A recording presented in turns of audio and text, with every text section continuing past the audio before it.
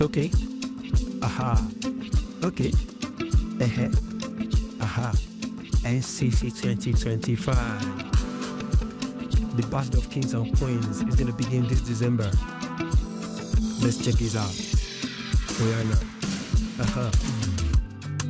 A new era is coming, can you feel the vibe? Just kings and queens, yes, they are on the rise. December 15th to 21st, oh, don't play. At Pocket Lekki Chess Club where legends are made. At this NCC, only the fearless we rise. Ẹ bá mi sọ fún Tẹ́sí wípé only the fearless we rise. Triple A mi ń kọ́ o, only the fearless we rise. Odirovsky, Baba ńlá, only the fearless we rise. Only Satemi sing, only the fearless we rise. Omo ẹ̀kún kẹ́ńkọ́, only the fearless we rise. Keyi Lucky Musa, only the fearless we rise. Ẹ sọ fún Jibo àtàbíọ́lá pé only the fearless we rise. NCC 2025. Aha. Okay. Only the fearless we rise. Chief Will. Domuwa. Aha. Ego. Only the fearless we rise.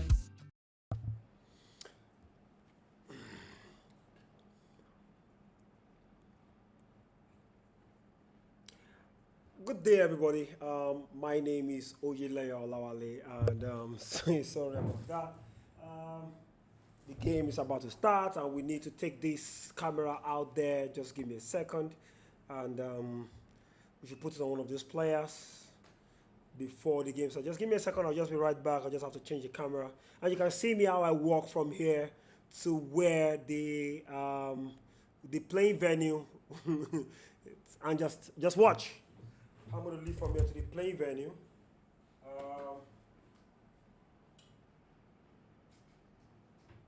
Good.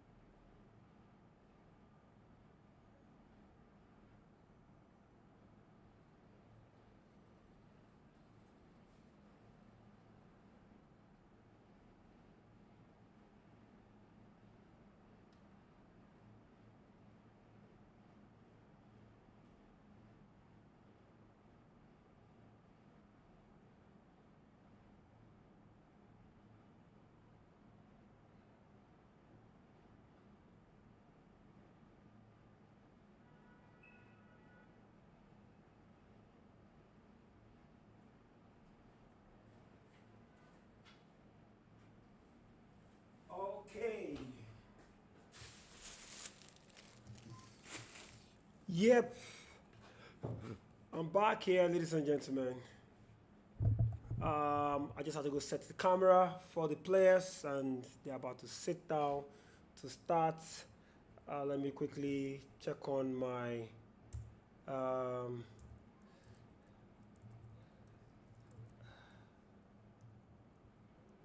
let me quickly check on my people. Unfortunately, ladies and gentlemen, we won't be having Dabi. Dabi sent a message that he's going to be a little bit busy, but he's going to be joining us tomorrow live and direct. But we have FM Fawolizzo is going to be joining us very soon, and also Grandmaster Powell Teklaf, aka Yarebore, will also be joining us. So we're just waiting on them to join the call. But before then, let us quickly talk about the tournament at thehot.com. Let me quickly send this to Ogusheko Babatunde, the media officer. So please share all these.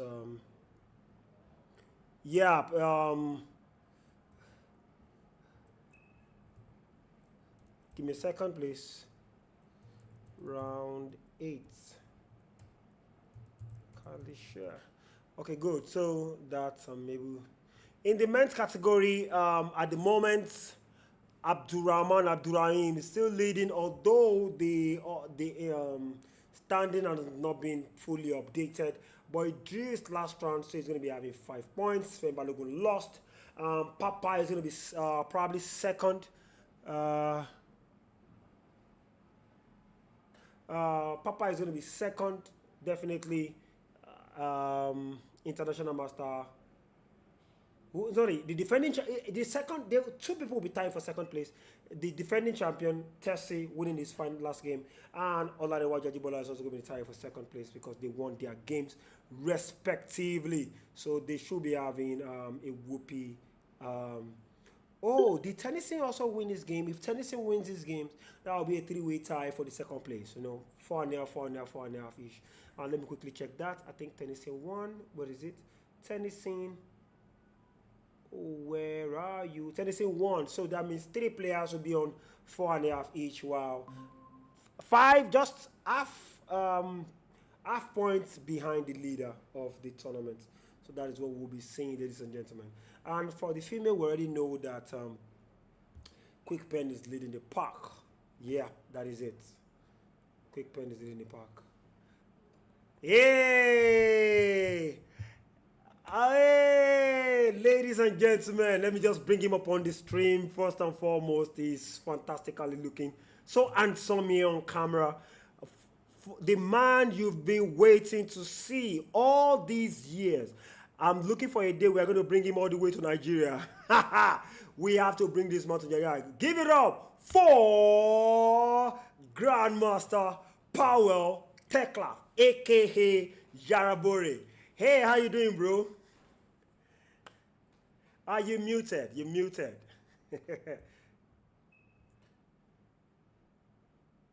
Your microphone is muted. I think you muted yourself over there, yeah. Right. Okay. Yes, now we can hear you live and direct. How you doing, bro? Right. I'm doing great. Thank you for the invitation. I campina. You're very much welcome. How have you been? How is Grandmaster's life? We've been following you since you were an IM, very strong IM, the best junior in Poland, and gotten to become a Grandmaster. We are so glad we were part of your journey, at least from Nigeria. We're just saying, that's our man, that's our man, that's our man. And right now, how is the journey being a Grandmaster? Basically, okay, nothing much. Since then, nothing much has really changed. I'm more like, I mostly switched to coaching. I do a lot of lessons these days. I still play I still try to combine my coaching career with my playing, and these days, I'm actually, just like I said, I'm more interested in coaching. I also play a lot of tournaments. I actually won national championship 5 months ago, so it's I can say that I'm on a peak of my career for now. No. You are just getting started. I believe you are just getting started. I don't want to believe that's a peak. I hope so too.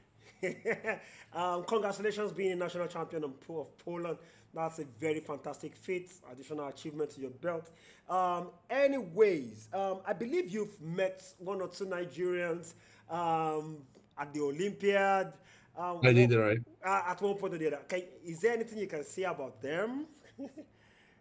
Okay, so who did I met Bomo, I met Debbie, I met Torisha, I met Abimbola, who's not playing here, and that's actually it from the. Okay, I also met Arbiter Oyebanji, and that's it, I think. Yeah, and that's it. Abimbola is not playing in this tournament. I think he's outside the country now, so he's not taking part in this tournament. Okay, and I heard one of the players withdrew from the tournament. I saw one of the players withdrew from the tournament, right? Yeah. Okay. Yeah. All right, so wait, let me look at the... Okay. Is the live there or not yet? No. They showed, I'm coming, let me just quickly bring it up, the round 8. All right. Round 8, and 4 minutes ago. Okay. Yeah, so this is round eight, and this is from the male category. Wow, just like that, everybody's already going guns blazing. This is the game between Akinsheye Abiola versus Ekunke Goodness. Ekunke Goodness is one of the young stars in Nigerian chess, and he's also a student of Bomo right now. So I know he's being guided by Bomo. I know he's being guided by Bomo. And oh, I can see there is also a couple of strong veterans playing, yes, including Papa and Odeon. Okay. yeah, Okay. yeah. So and imagine, oh, that's interesting. I'm just saying, Papa and Odirov. That's interesting. That's going to be a very very hold time battle between the veterans. When vets play, you say it's always different from when the young stars they play. It's a whole different ball game. Right, they're way more experienced, and that makes a tremendous difference, right? Like they're way more experienced. When it comes to young players, they if they happen to do to make some kind of like rookie mistakes or something like this, or they happen to misplay an endgame or something. But when it comes to experienced players like this, like Odeon or Papa, they've been playing chess for like 20 or 30 years, so I guess nothing can surprise them. Okay, maybe they can be surprised in the opening stage sometimes, but they have basically seen everything in this game, so that's going to be an entertaining game. Yeah, I agree. Actually, they can be surprised, which international master Odela Kojo was actually surprised by Bomo recently against his London. Bomo played a very fantastic line. That's what I said. They can be. Maybe they are not in a swim with the latest theory, right? They are not in a swim with the latest theory, but generally, when it comes to like positional principles or some kind of things that come with experience, they are just very very strong, and it's extremely difficult to take them off the beaten path and so on and so on. Yeah, but when it comes to openings, of course, that these days openings theory changes really fast, so it dynamically changes. And even myself, I'm not like in a swim with the latest trends. I'm not always up to date with the latest theory, so it is what it is. Yeah. So it is what it is. Anyways, this is the game, and although we don't want to take too much of your time, and I'm so much interested in the coaching thing that you talked about. I'm so much interested. I'm gonna reach out to you behind the scenes, so I'll have to know the modalities so I can push, a proper advertisement so that because we have players that actually need GM trainers. And by the way, we saw your effect at the last Olympiad where you worked with the likes of Quickpen, Perpetual, Tori. I mean, no, Perpetual wasn't there. Perpetual didn't go for now, the last Olympic. yeah, we saw your effect even with Perpetual when Perpetual was winning the national championship. We saw your effect with Quickpen, Torishe, Bomo himself, and who was the fourth player at that Olympia, the male player? Abimbola. Abimbola also for you. I don't think you and Abimbola worked too much, but Abimbola has his own style right from time. But we saw the effect. It was amazing, especially with Quickpen. What the late girl delivered was fantastic, and kudos to you. So you are a very, very good coach. Based on my observation, she is really talented, and also I see that her life rating is somewhere about 2200 now, right? No. Live rating, probably, yeah. She should be close to 2200. She should be close 2200. That's where I'm saying. So of course, I remember. So she played very well. She played very well in the 2024 Olympiad, and then she was on some kind of downward slope for a while. But okay, she bounced back. I'm exhilarated to see her doing well, and that's basically a really good thing to see that there is a lot of prominent young players in Nigeria. Not only Debbie, there is also Goodness. There is also, I think that Tersi guy. He's not too old as well, right? He's like 18 or something. Tessie is 17 years old. And that's what I'm saying. So the new generation, there is that new generation of Nigerian players who will hopefully conquer the Africa or maybe even shine on the international stage of chess. So that's what I'm trying to say. And when it comes to Debbie, especially when it comes to Debbie, like I have some observation. So last year last year Olympiad, she actually, what caught my attention was like the sense of, how do I put it, like the sense of resourcefulness she has, the sense of creativity. Like she's extremely creative, and she has the flow in her games. Like she has the flow in her games. She always, when there is something ingenious to be found, she nearly always finds it, and that's like a very good, that's like a very good starting point. I hope to see her growing in the future, and I'm sure she now go fall our hand now. Yeah, yeah. you honestly, I'm always amazed. In fact, some people are always amazed the way you understood Nigerian pidgin, and they're like, is this guy, has this guy been to Nigeria before? How is he speaking pidgin English fluently? And For a non-native speaker, it's I'm not a native English speaker, so it's actually easier because I can see some similarities between like the way my language, the way it would sound in my language, and the way it is in pidgin, right? So in pidgin, there's basically pretty few tenses. There are no tenses at all, so it's just easier to say everything. yeah. Now, last you just say something, as long as people understand you, they fine. Huh? Avina. Yeah, exactly. Anyways, yes, you met with Ajibola also during the World Cup The World Cup. 2021. Was it World Right. Cup? Yes, World Cup. Yes, sir. Yeah, and I also meet Master Dabi, but it was Edontena. It was in 2024 in New York. I went for some tournament there, and he was also there, not playing in the tournament, but doing some other stuff. He was also there, so I met quite a couple of top Nigerian players, yeah, including Ajibola, including those who went for the Olympiad, and Dabi, and there's some other top players as well. Oh, that's fantastic. That's really, really fantastic. Of course, we are bringing you down to Nigeria. Maybe you already have a Nigerian name. What name did they give you? The Isaac and Co. What name did they give you back then? Say I don't forget, nah. Say I don't. You don't I don't forget. forget, nah. You don't This forget your Nigerian Nigerian names, name. This Nigerian names, sir. These Nigerian names. I know it was tilting towards an Igbo name or something. I know if it recall. Oh, You know. Okay. Before. Hey. Okay. Rudolph Futuora. Thank you very much from Brazil. Thank you very much for joining. Diamond Software. Thank you very much for joining. No problems. Anyways, let us quickly just skim through this game. I know you are going out very soon, so I won't waste any of your time. So, which one which one do you want us to go for? The first one or the second one? let us stay with this one. Let us stay this with one first. I will put some more light in the position. So, can you click back to the beginning? Can you go back to the beginning? Okay, it was some Sveshnikov Sicilian. Yeah, go on. It was some Sveshnikov Sicilian. Goodness played the Sveshnikov system, E5, knight DB5, D6. That's a very intricate line. There is a lot of theory. Like, it's actually quite a difficult system. Like, you have to learn some things by heart, and you also have to understand the kind of position that arises in the middle game. So it's not. Some might say that it's not the most practical. It's not the most pragmatic way to play, but on the other hand, if Black knows what to do, it provides him with really good chances to play for a win.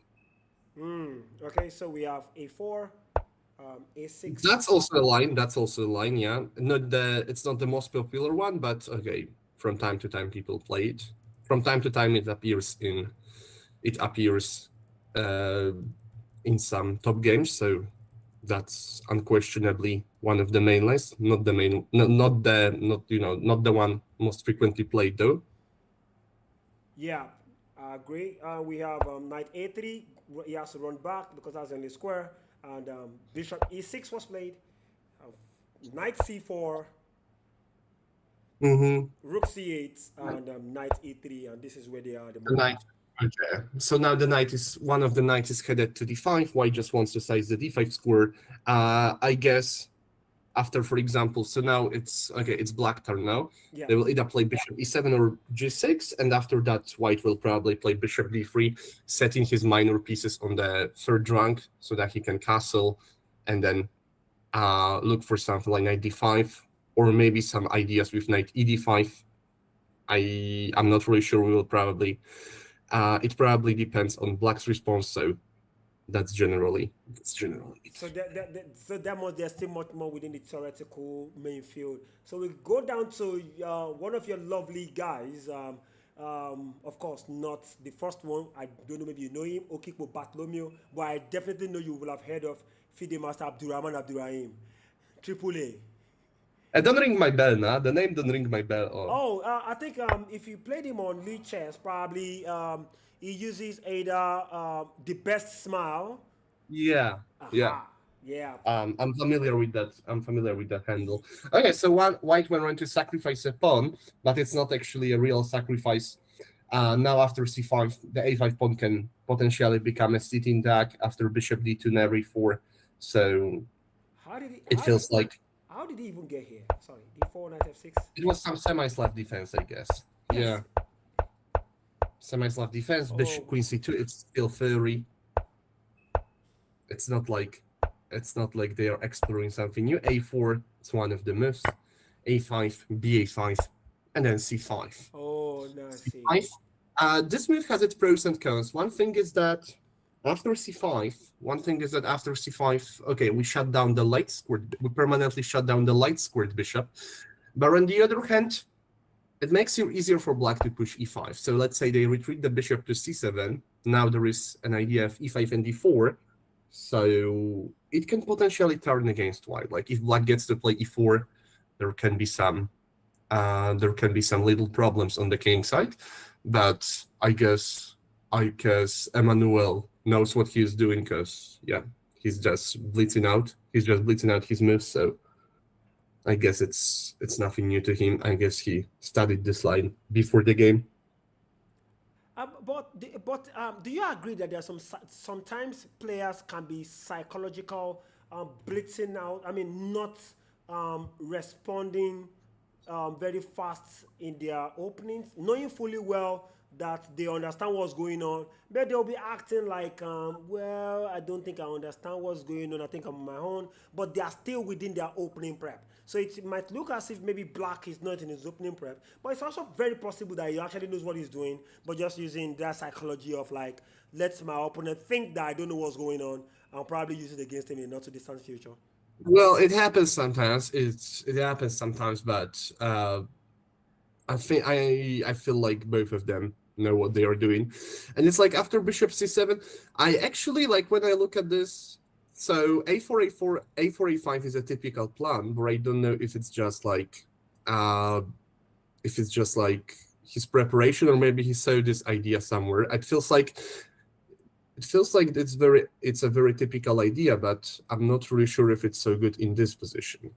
Here, yeah, when I look at this position, I see e5, e4 in the air, which makes black's position pretty active. If they get to push e4, the center is locked up, so the center is locked out, so they can try to cook something up on the king side, and so on, and so on. But on the other hand, it's like, just like I said before, the a5 pawn may potentially become a sitting duck, so I feel like it's kind of double-edged at this point. Yeah. Okay. Quickly, let's dive to Bomo himself. I believe you worked with Bomo as you agreed during the Olympiad. Probably, of course, he's going to play the English c4. We know he's going to play c4. He was completely outplayed by Tessie in the former round, because he played the Scandinavian, and the young man crushed him. He was completely crushed on the black side of the board. But now he's back to c4, which is always expected whenever we see him on the board. C4 is definitely his cup of tea. Generally, say he no listen to me. Now back then for Olympiad, I remember preparing some opening with him. I think we might have prepared something like the French. And then when we were on the bus, he said, "Oh, coach, I want to play Alekhine." Imagine that. That guy, they jump from flower to flower, no? What kind of talk be this? What kind of talk be this? I won't play Alekhine. I know won't go with this. We prepared Alekhine a little bit, because it was like, okay, so before we start the actual preparation, we go through the opens game, so we can check, we can check his variations, we can check what he plays against the French, against the Sicilian, and so on and so on. And once we are familiar with his openings, we just make the decision. We just decide which opening we should go for. And then I remember we settled for I think it was the French, or maybe E4 G6. I can't really recall, but he ended up playing the Alekhine. He told me when we were on the bus. He told me he wants to go with something else. I said okay. And last, I think he drew that game. I think he drew. Okay, he won. You know that. Like coming back to that Olympiad, it was a great thing to see. It was a great thing to see them performing so well. Like I think it was the first time they finished in top 100, right? I think so. I might have. Sorry? I don't have the records, but I won't be surprised. Okay. I won't be surprised. Okay. I don't have the records, but I won't be surprised. Okay. Yeah. Yeah, I have to go, Sam. I have to get problems. going. Thank you very, very much, GM Power. But so, Okay. are you promising we'll see you tomorrow? What time? This same time tomorrow? The same time tomorrow, but I not sure say I fit the full hour now. I go let you know, okay? Oh yeah, now. I do your back. Oh yeah, now. Thank you very much for joining. Take care. Bye. Yeah, bye. Thanks, Have guys. a good one. Yeah, thanks. Yep, and that's, ladies and gentlemen, was no other person but the legendary GM Powell Teklaf, telling us some interesting stories that actually happened during the Olympiad. Telling, asking Bomo, to prepare. We preparing the French, and after preparing the French against their opponent, almost time to play the game, and the next thing Bomo is saying, you know what? I know they play French, coach. Let me play. Let me play the Alekhine. Oh boy, let me play the Alekhine, and all of a sudden we have the Alekhine, and he ended up drawing the game. But it's okay, no problems. That's the kind of player he is, and that's it. GM Powell Teklaf gracing us for 20 minutes live here directly. See, we keep to our promises. We tell you we'll bring in somebody, we bring the person, all right? But unfortunately, I actually promised that we would be bringing in FIDE Master Dabi. There is a slight change of plans. FIDE Master Dabi sent a message.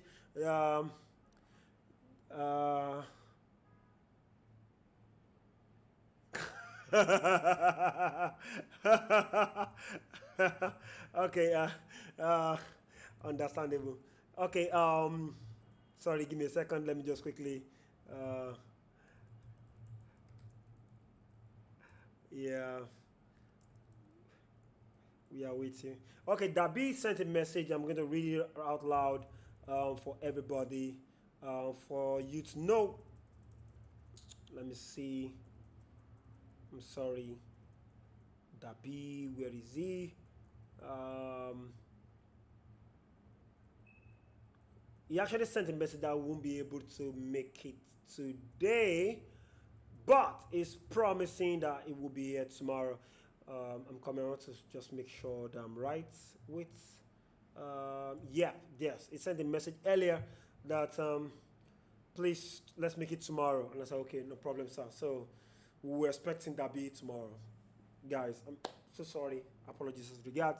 But FIDE Master Fawolizzo is going to be joining us very soon, ladies and gentlemen.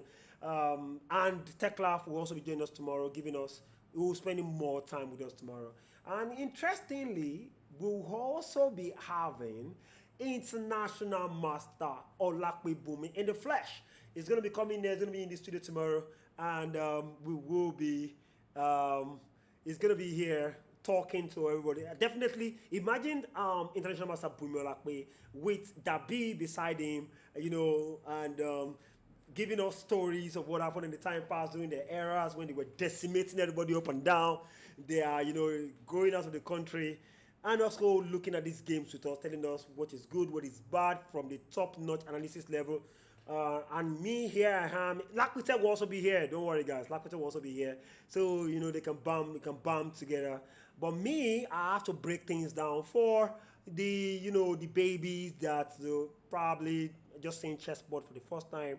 I give them the stories, I give them the gist, I give them the what ifs, the whatnots, and just makes everything so glory. And that is it. That's how we roll things over here. Professional chess, amateur chess, everything. Full package. But the most important thing, we need those stories. We need those full stories. Interesting stories in the time past. Yeah. Nope, I haven't. Yarebore just left. Oh, thanks. Dabi is actually listening to this stream right now. We just confirmed he's listening. Thank you very much, boss. We'll be expecting you tomorrow. Lizzo will soon be joining us, like I said. We just have to stay tuned. Nope. Thanks. Nope. Didn't share to in a group.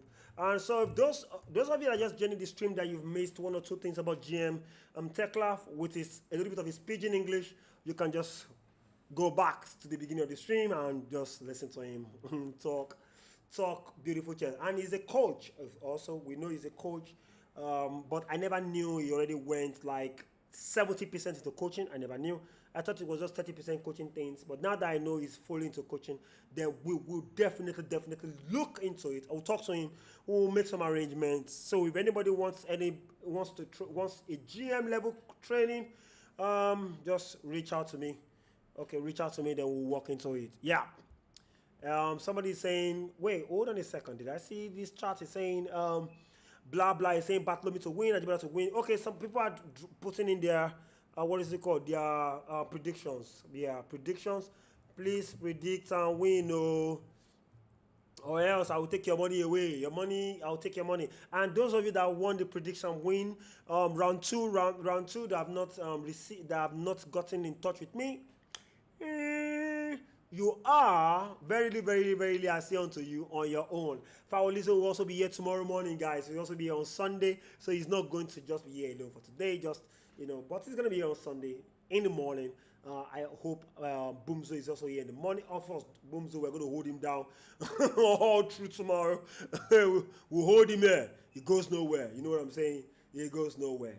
Anyways, let's quickly jump into some of these games and let's have some fun. Okay, so here we have K. Lucky Musa versus and they've not done anything further.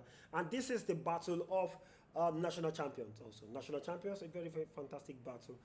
International Master Balogun Afemi playing against the defending champion Ferdinand Tessie. And here we have E4, C6, D4, D5, Caro, and are we going to see the alien gambit? It's going to be actually so funny. Looking at an alien gambit, playing something like knights here, pawn takes pawn, knight takes pawn, and after something like knight g5, you do knight here, and something, I don't know, whatever happens, then you have this, maybe after 8, then you do the alien gambit. This actually is going to be so funny. Anyways, but we are not going to see that. This is professional chess. National championship is on the line. You can't be risking alien gambit in this kind of scenario. Okay, so pawn takes. Please blah blah blah. Can you please merge all the predictions together, please? Yes, thank you. Very important. Yeah, my gambit, my legacy. That guy is very interesting. Anyways, so in this position we have takes. So exchanged, pawn push, queen here, knight to a6. Well, those that are into the theory will be able to tell us how this works. I'm not. I think this is Lakwete stuff. Lakwete should have played lots and lots of games against the what is it called? The Karukan. So we'll be able to say why knight a6, because this is, knight a3. Right now I'm looking at knight a3 and I'm like wondering exactly what knight a3 is trying to do. Knight here, I don't know. Attacking the queen, but I don't think it's not possible. It can be achieved. Exactly, it can be achieved. The knight has to go back to c2. And now knight f6. And here we go. That is the very first opening phase between these two fantastic guys. Next, we're looking at the game between International Master Odiona Ekoje versus Ajibola Larewaju. And lo and behold, you can take your money to the bank. You will always see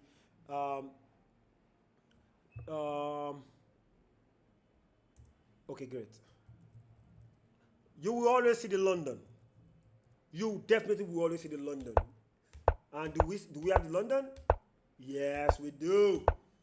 We do. But this is a different ball game right now, e3. And but the only difference is what's the difference? This bishop can come here, can probably go e2, and let's see what is gonna happen in this game between these two veteran players. Of course, they're veteran players. How can these guys be playing chess for over 30 years and 130 something, 120 something years, and they're still dominating? I don't know, how do they do it? It shows that they are too deep. The foundation is strong. The knowledge is fantastic, right? So, anyways, let us quickly check. We can't check the last game because the last game is not existing for today. Next, we go right there to the female category, and we quickly check the female round 8 pairing. We have Ajawachuku Eunice versus Pelimo Jessica. What's going on here? Are they not playing? I don't know what just happened there. I'm not seeing their game starting. Yarebore Joy Felix is playing against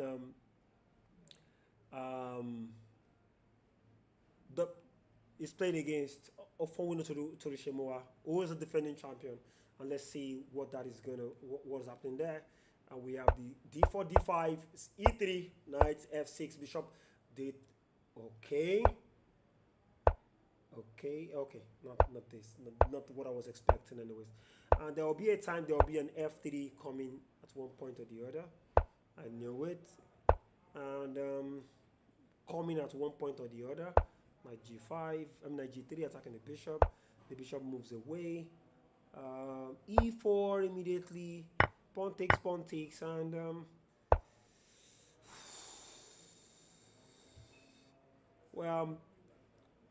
c5, lashing out in the center. And what exactly is White's going to do in this scenario? This is a very, very interesting position. Probably White is going to play e5, and there will be a knight d5. Just maybe. These are the possibilities that can definitely happen in this game. As new with e5, and now knight to d5 is the way to go. Knight to d5, ladies and gentlemen, is the way to go.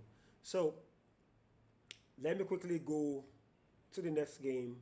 We don't have to stay here. We go to the Fabiano Caruana fangirl, Abdusalam Azizat, playing against Amori Sandra. And we're having d4, knight f6, knight f3, e6, c4, d5, knight c3, bishop to b4, bishop to g5, h6, bishop went back to h4, castles, queen attacks the bishop. I believe it didn't take, really? Takes. Wait, what? What's going on here, guys?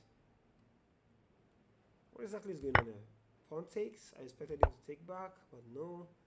Attack the bishop. The bishop just dashes back, and queen takes. Well, the idea right now is the knight can't do anything because it's being pinned to the king. Oh, really? Oh, jeez. Somebody is just saying it out there that, okay, I think there was an official chat as regards, I think, let me quickly see, there was an official information. I was saying something about round 1, but I did not really look into, okay, let me just click it. And yeah, so there is an official communication. Important information to her. Please be informed that the board one game between Eunice and Jessica Pelemo will be delayed for 2 hours to enable Jessica to receive medical attention. Both players have been informed and they have both agreed to the extension. Thank you very much. This is a very wonderful, this is a very, very great information by the team, the technical team. Of course, health is well. Thank you very much also for accepting Eunice. Thank you for accepting that offer. Okay, so we hopeful that she will be better by 6, then they will be able to play the games. Anyways, queen takes queen up on the board. Knight takes. Now, the reason why knight is taking, white is looking at, you know what? I mean, black is like, there are two things attacking this, probably I could make things happen there. But I was, oh, okay, now I get it. Now I understand better. So actually, using the pawn to take would just allow bishop just takes a free pawn.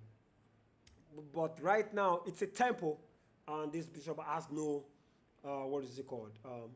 There's no free pawn for the,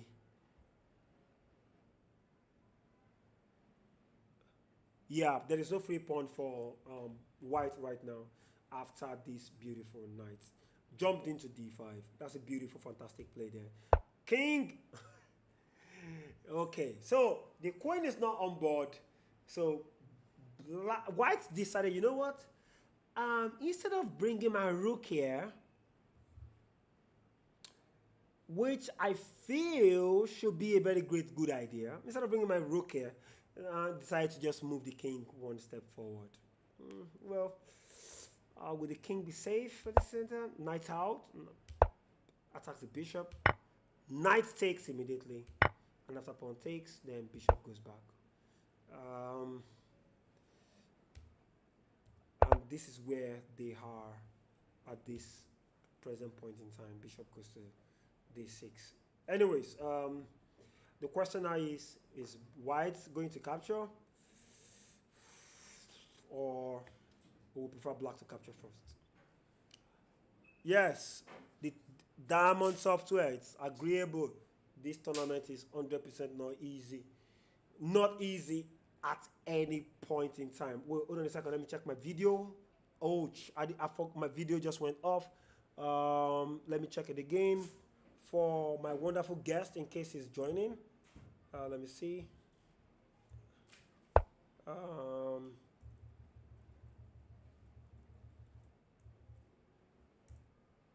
Okay, so okay, I can put white. I could put it in. Okay, white here. La la la la, la la la, la la la. Okay, cool. Let me just join in there and just relax at the moment. So for waiting for my guest to join in when he is fully ready. Lasana water, guys. You're thirsty? Lasana water is the way to go.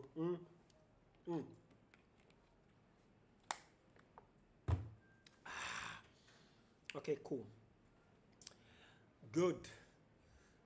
Now, let's quickly check on Samson Peace versus Onoja Yefo's game. Samson Peace. Let me quickly switch this off. I need to switch this. What is it saying? Yeah, to take this is a mistake. Of course, this is a mistake. Shouldn't take it. Let me quickly dash in and see what happened there. Samson Peace. Let's go from the beginning. E4, C5, knight F3, knight D6. We have the Sicilian. Open Sicilian. Now the Sicilian dragon against Onoja. Of course. Bishop here. Okay. And now wants to remove one of these bishops.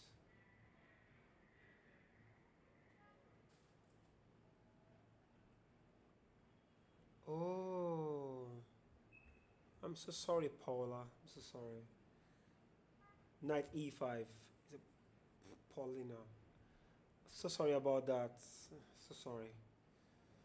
Anyways, this is the opening position for between Onoja Yefura and Samson Peace. Both of them are quite balanced at the moment. We'll be seeing some fireworks in not too distant future. And let us look at WFM Michael Bridget versus Sulaiman Azumi. Yeah, this is also every everything near the fireworks at the moment. Everybody is just having fun. This is um, excuse me, C3. Um, we just still nothing serious yet. Nobody is being blown out of the opening yet. We're still in the opening phase. There is no novelty from move 1 to move 5 or move 7 or move 8 at the moment. But in the next 10, 15 minutes or 20 minutes or 30 minutes or max 1 now, we should start seeing some difference in the positions. And a quick one, let's jump into Keilo Kimusa, Bomo and Keilo Kimusa. We can both agree right now that Lucky is in big trouble. Trouble! Trouble is brewing. Yeah, trouble is brewing. And it's very interesting the way Bomo played something interesting there. Let me say, pawn takes. After these takes, then pawn takes, and the idea right now is how do you protect this pawn on e5? A very important um, d pawn. I mean e pawn, the central pawn, very important. I think knight takes will be the way to go.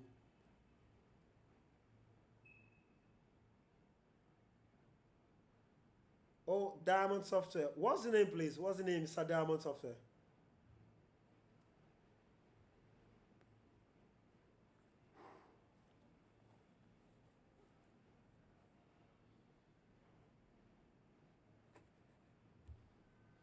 What's the name, Sir Diamond Software?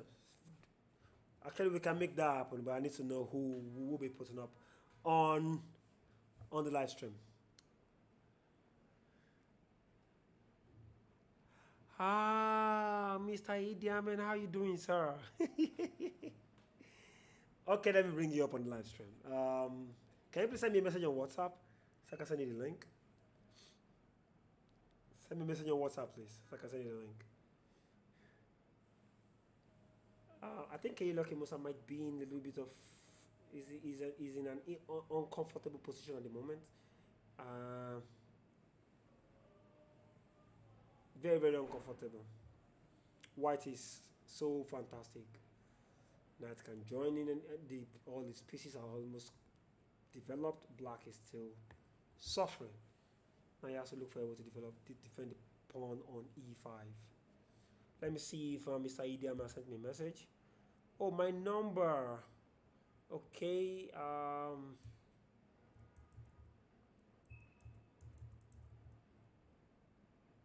Let me send it here then.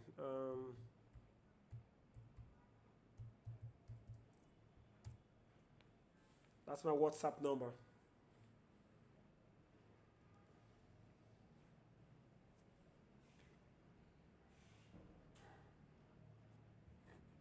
Yep. What else do we have? Any changes? Oh my goodness. Can you imagine when I was talking about the female chess game? I completely skipped this wonderful game between the youngest female players in this event, and both of them are playing against each other. And interestingly, both of them are WCMs. One called Michelle, and that was and WCM Quickpen Deborah. Yeah. Did I get a message?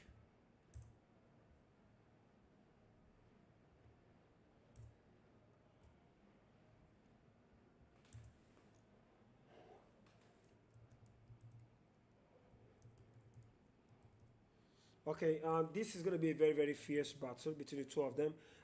One person is going to play very fast, and the other person is going to be playing, taking one move at a time. Uh, You've not seen one? Yeah, I just sent it. I used Guze Outward TV to send the number, please. That's the number I just sent. I used Guze Outward TV to send the number to you on the same comment.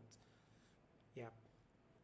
I know you were expecting it to come from Chief Wales, from the YouTube account, but unfortunately, I can't do that right now. So the best way to do it is use another person's account to send the information. So I believe you've seen that now. Anyways, let's quickly look at this game. D4, D4 knight F6, C4. Tom push, interesting.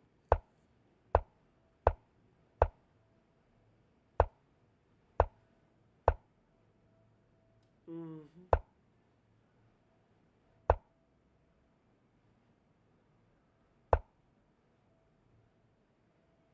D5.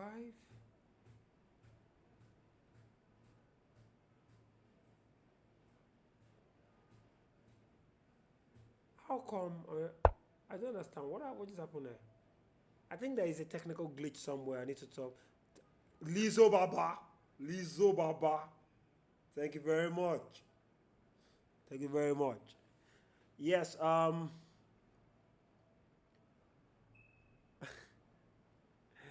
okay, somebody was asking me on my WhatsApp that what is the meaning of double. He's seeing some guys playing chess and they be screaming double, double, double. What's the meaning of double? Actually, for those that don't know, when you hear double, it means you have two options: resign or double the stakes. And once you don't resign, that means you have to, your opponent must win. Whoever calls double must win. If he draws, he loses. That's just it. It's just some kind of blitz thingy. It is in the words of Sakule Kasumo, thingy. I actually heard that word for me for the very first time. And the way he uses it, thingy. Um, just as the way Ayakomi Ajayi uses the word, well, apparently, anyways, it's all good. I think there's an issue with this game.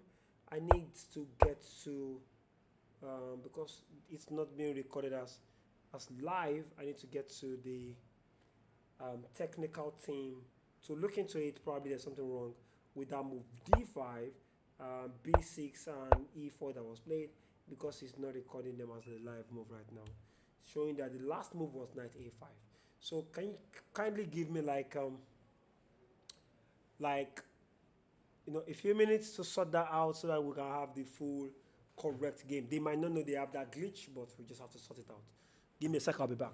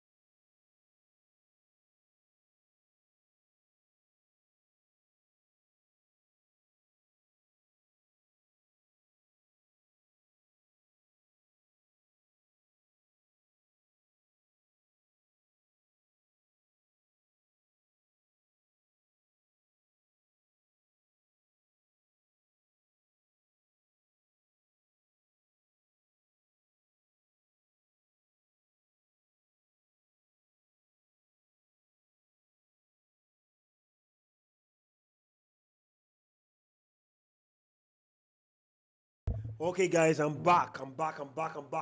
I had to go figure what happened to the game out, but the tech team, they're going to be working on it, so they'll get back to us. So we can move from here and move to other games. Yeah, and I think we can just quickly switch to the male and look at the two veterans, and let's look at the ideas that they are having in this fantastic position and this game they are playing.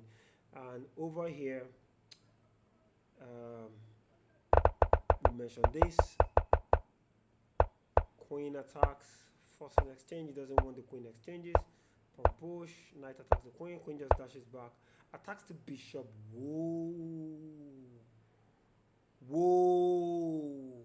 Bishop just simply goes back. Bishop here, and now, bam! Hmm. How do you solve that? By playing first pawn takes, and now what? Okay, okay. Um, isn't this a free pawn? Mm.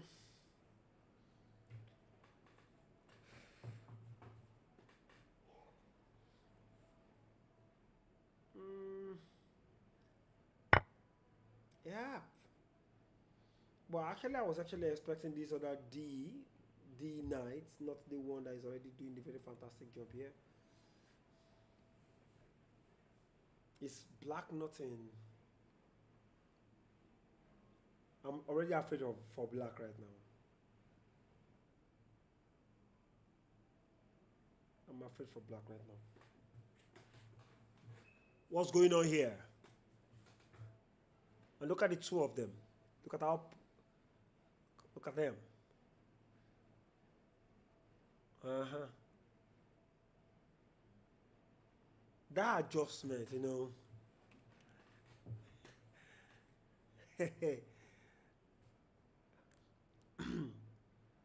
it's so fun watching these two guys play chess. And I'm seeing his hand is touching the queen. Oh, what was that? Yeah, his hand was touching the queen. And the queen went all the way to a6. So now, um, this knight doesn't even have to move yet. This knight doesn't even have to move yet. I think, again, I will always keep on remembering what. I will always keep on remembering what Black Peter usually say. Develop your pieces. Develop your pieces. You can never go wrong with developing your pieces. You know, c4, queen a4 check, um, queen d1. Uh, yes, I mean queen c6, queen d1, and nope, I'm not a fan of that. Develop your pieces. Maybe knight d7. Yes, that's another way to go about it. Knight d7.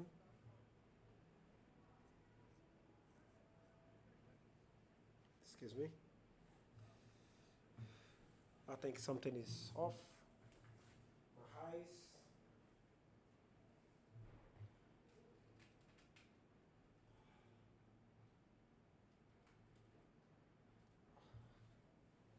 No, you don't.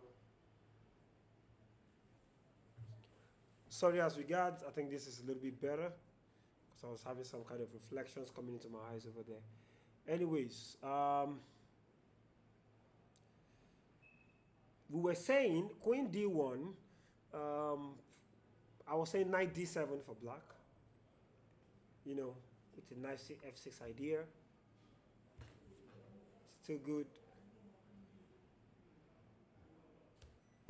Knight b5 was playing the game, which I'm not in support of. a4. And what happened to the simple just a6? Such that you take, you sorry, you take, I take, You take the rook back here. I just use my queen here to capture back. Anyways, these two monsters, when it comes to chess, will decide. Okay.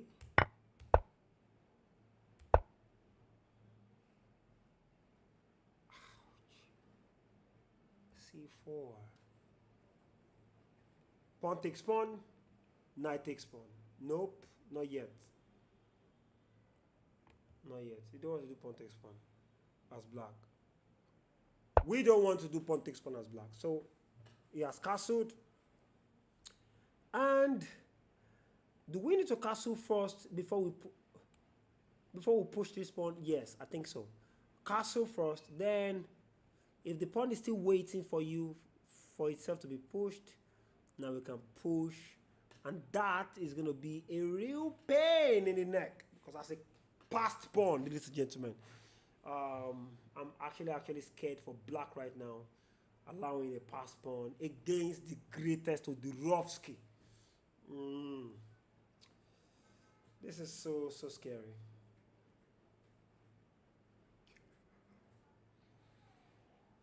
This is so scary. I don't know who else agrees with me. This is scary. You can't do this against the likes of Oderovsky.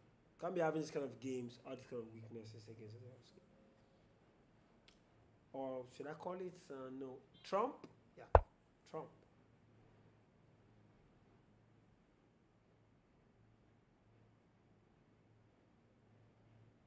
Wait, what? Yeah, C5 it is. So we're expecting, waiting on what he is definitely going to do up in there, which I don't know. I don't know. I don't know what you're going to do about it. Oh, somebody actually said to me, it's like, okay, that, okay, wait, hold on a second. I've not even seen.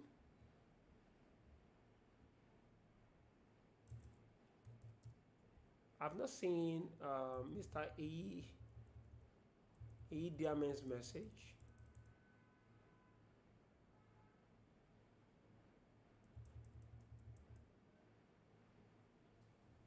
I've not seen Mr. Sai Diamond's message. David, Mr. David LG. What? Wait, what? I know that's David. Oh, I sent it to the chat. Okay, maybe I should do it somewhere.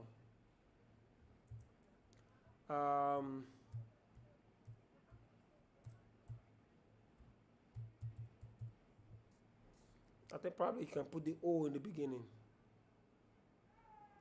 Let me see if this will work. So oh, Sir David, how you doing? Sir David of chess culture, what's popping?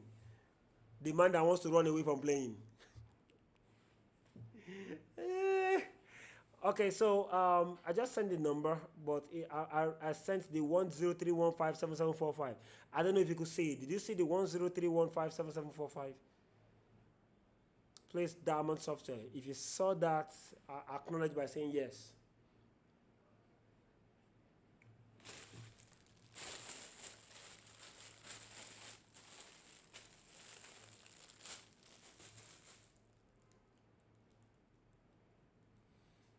That's, if nobody predicted, of course, that's probably you are the only one that predicted, so that you'll be the only one to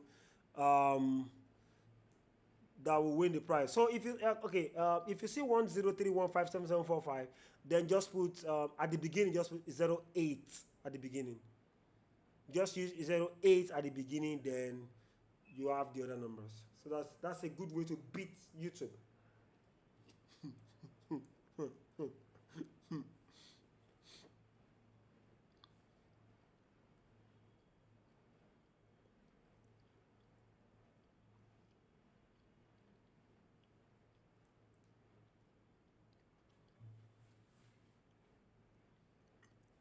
Good. So I'm expecting your message.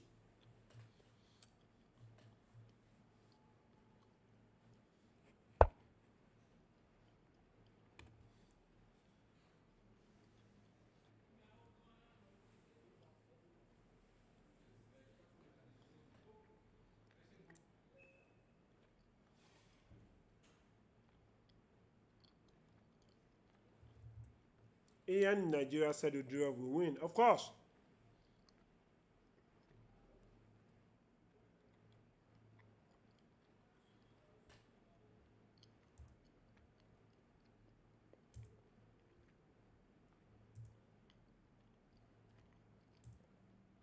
Oh, it's making predictions, but it is too late. Your prediction is too late right now, Mr. Ian, Nigeria. It's already 5 p.m., so we're not taking any more predictions already.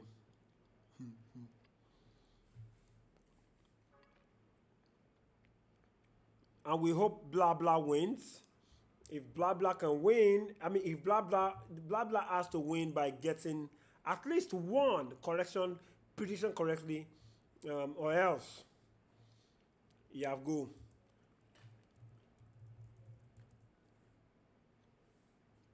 Yeah, Diamond Software. So, Mr. Idiame, are you into programming?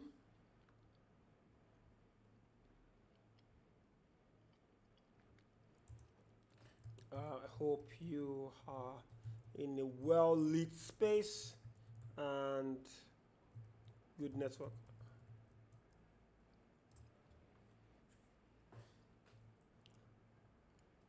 Including quiet. So we won't be in the middle of the market square, you know, or probably a computer village making things happen.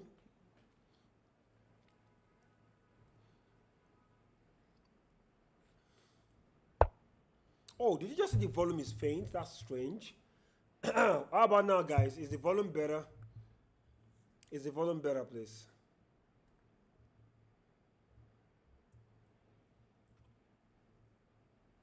Okay, cool. Let's send you the link then.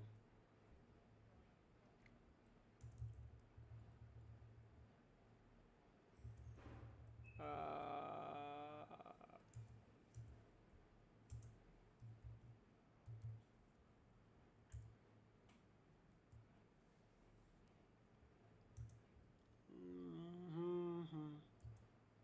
Give me a second. I'll be back. I just want to get a link. I got it. Oh, I got it. Got it. B. I got it. Got it. C.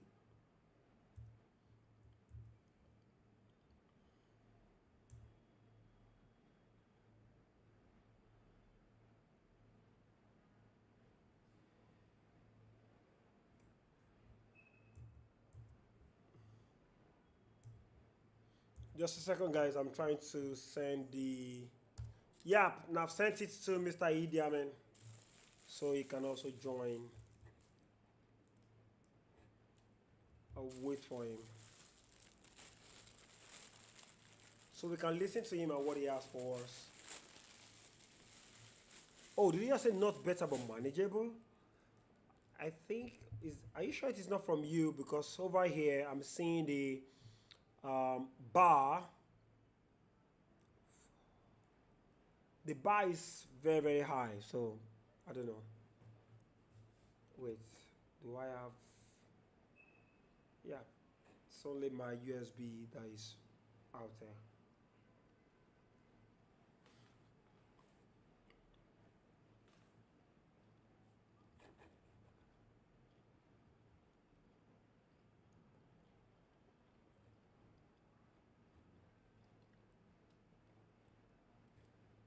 Okay, I'm waiting for Mr. Idi Amen to join me in live stream.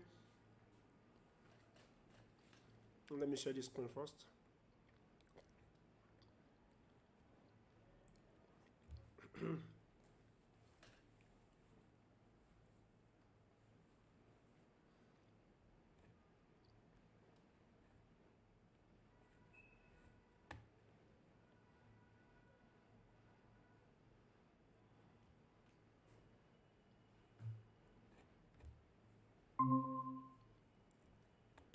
Yes.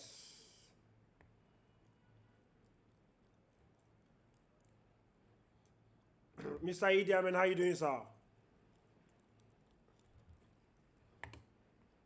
Mr. Idi Amin, how you doing, sir?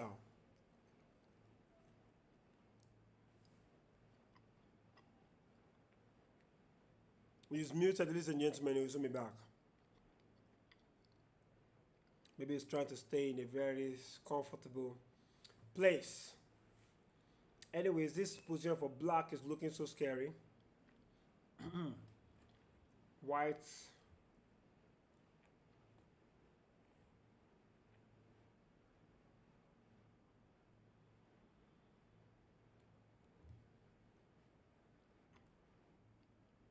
There we go. Hey, what just happened? The Vestige Queens.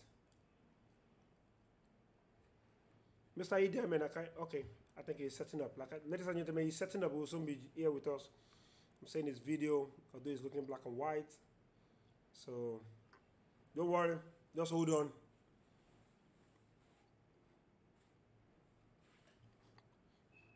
Excuse me, let me get my drink.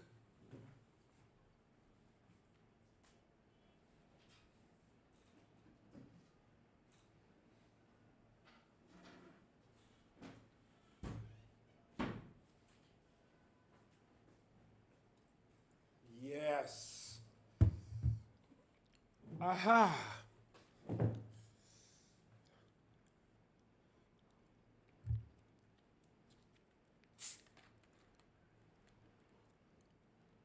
Maybe there will be a time I'm going to be, maybe we will be opportune to bring Davido to the live stream.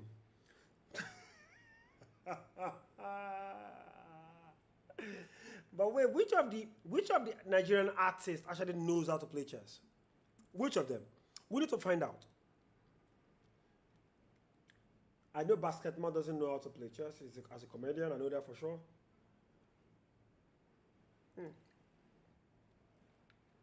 We need to get those artists that actually knows how to play chess.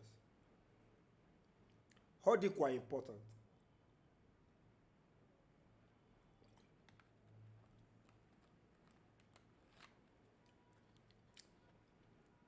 There is a saying that they said a past pawn is like a criminal who has to be locked.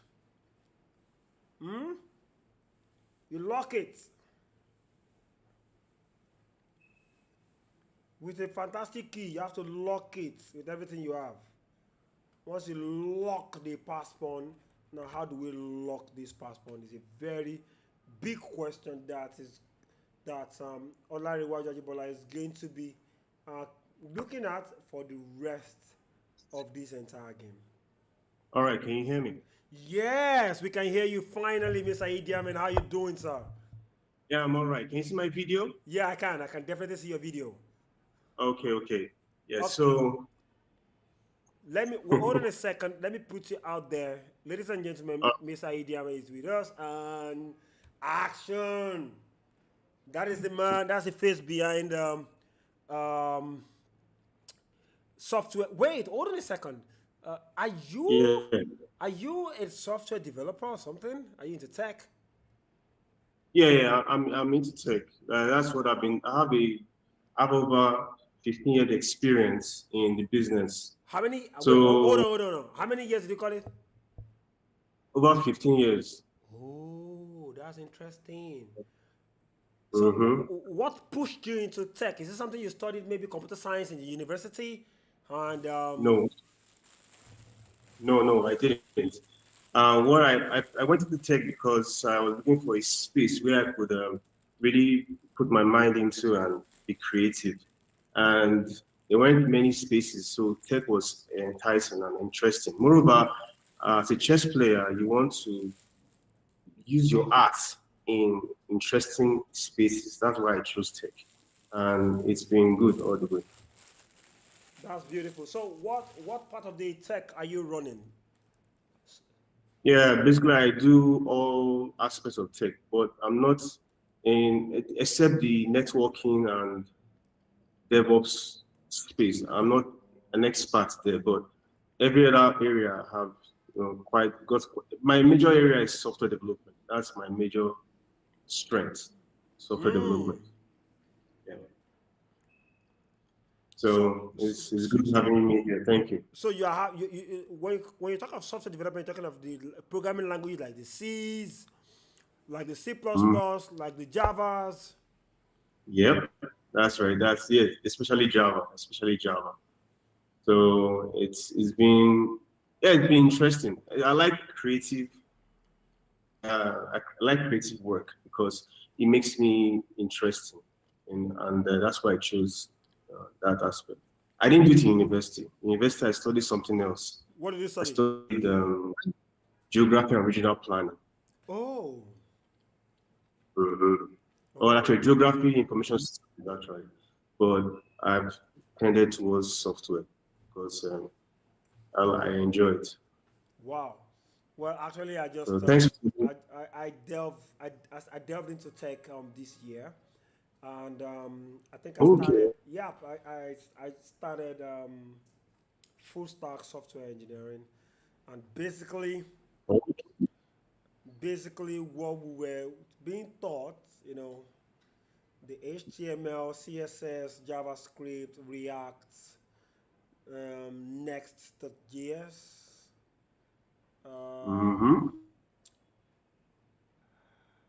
There's some backends, I don't know. Anyways, my head was able to my head was able to take the HTML, CSS was like easy peasy lemon squeezy. I was able to even do one or two things out of it. Then when it came to the JavaScript, well, I was still, catching up with JavaScript from the basic level, looking at dealing with the functions and what's not. And all of a sudden, the people teaching us just jumped to React. And okay, React is, still JavaScript based, but it was a whole lot of. So we didn't have time to study, they didn't have time to break all these things down to us. Unfortunately, someone like me, at a certain age, when you're a family man, you have to go and look for some, money out there to put to feed the family. You can't just sit down and say you're studying what. You eat what you're studying. There are bills to be paid, so I have to go off and on. In the space of going off and on, coming back. So now probably January, I'm gonna go back again. I already have some, some videos, tutorials that I could probably push into it. And now knowing you right now, because I think I remember you came for a tournament once. I saw you at Chevron Bagada, because I was able to remember the name, but I saw the Idi Ikomiko, because that name was unique back then. I think the very first time you came, you actually wanted to play in the over 2,000 category, if I remember vividly, and you were baptized. Yes, I got the holy baptism. And my life hasn't changed since then. That was in 2017, 2018. Yeah, 2018. That was my first time coming to Lagos for Friends of Chess. Yeah, Friends of Chess, yeah. So I moved on from there. So the next major tournament I went after that, I started going for, instead of me going lower, I went higher. And I went to attend the African Chess Championships in 2021 in Malawi. Whoa. So yeah, I played in that tournament in 2021. I was there with Zlata. Zlata was there. Papa was there. No, Bomo wasn't there.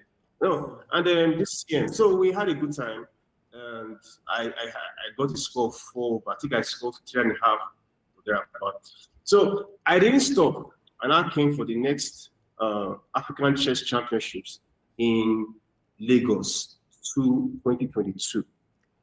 So that was a very interesting tournament, and that's been my progress since then.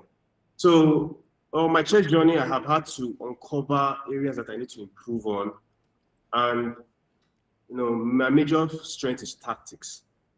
But now I found that I have to improve on other aspects like my positional understanding, so that when there is no tactics on board, I now can decide, come up with a plan of what to do. I didn't really have that strength. So that's what I had to work on for the last 1 or 2 years. And now I'm about to come back to competitive tournaments. So that's my story. Whoa. Ladies and gentlemen, you've heard it. This man is coming back to competitive tournament and is probably gunning for the what? For the National Chess Championship title. Yeah, I'll be coming for that too. I'll probably have to go to the mix of qualifying locally and all that. But yeah, I'll be coming for that too. Okay, anyway, let's switch into chess. All right. We're looking into Odirov's game and Yarebore Larewaju. And of course, Yes. who will you prefer, white or black? Now, when you are judging a position, evaluating, you look at the resources that both sides have.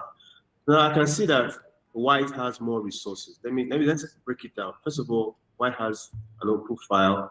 He has control of its critical diagonal, which is leading from d6 to b8, and he's got an outpost on e5.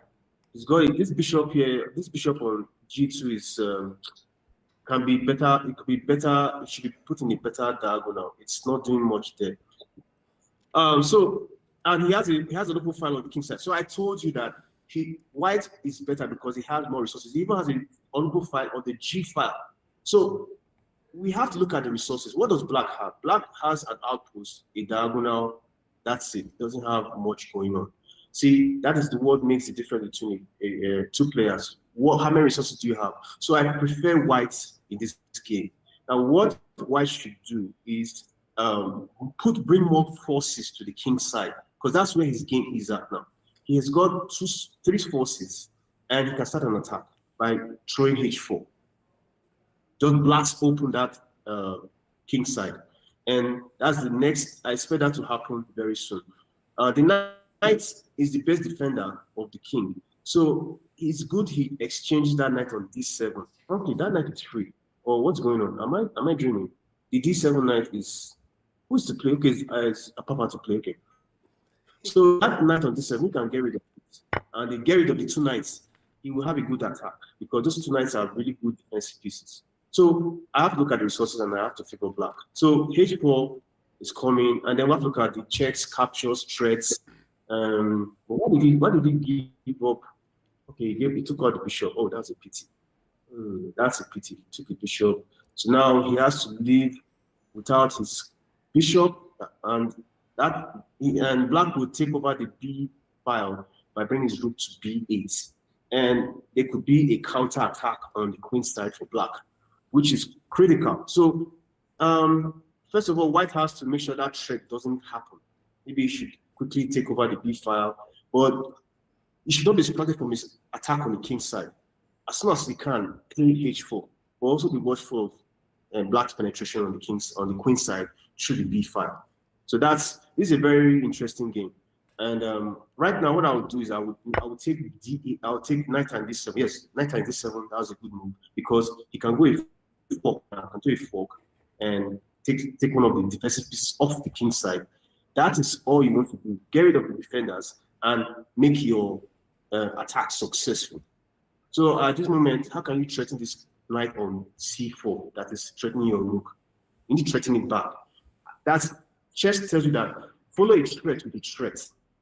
That way it slows down the opponent's attack and you can now carry out with yours. I think that the bishop on g7, on g2 is misplaced. It needs to be rerouted to b5.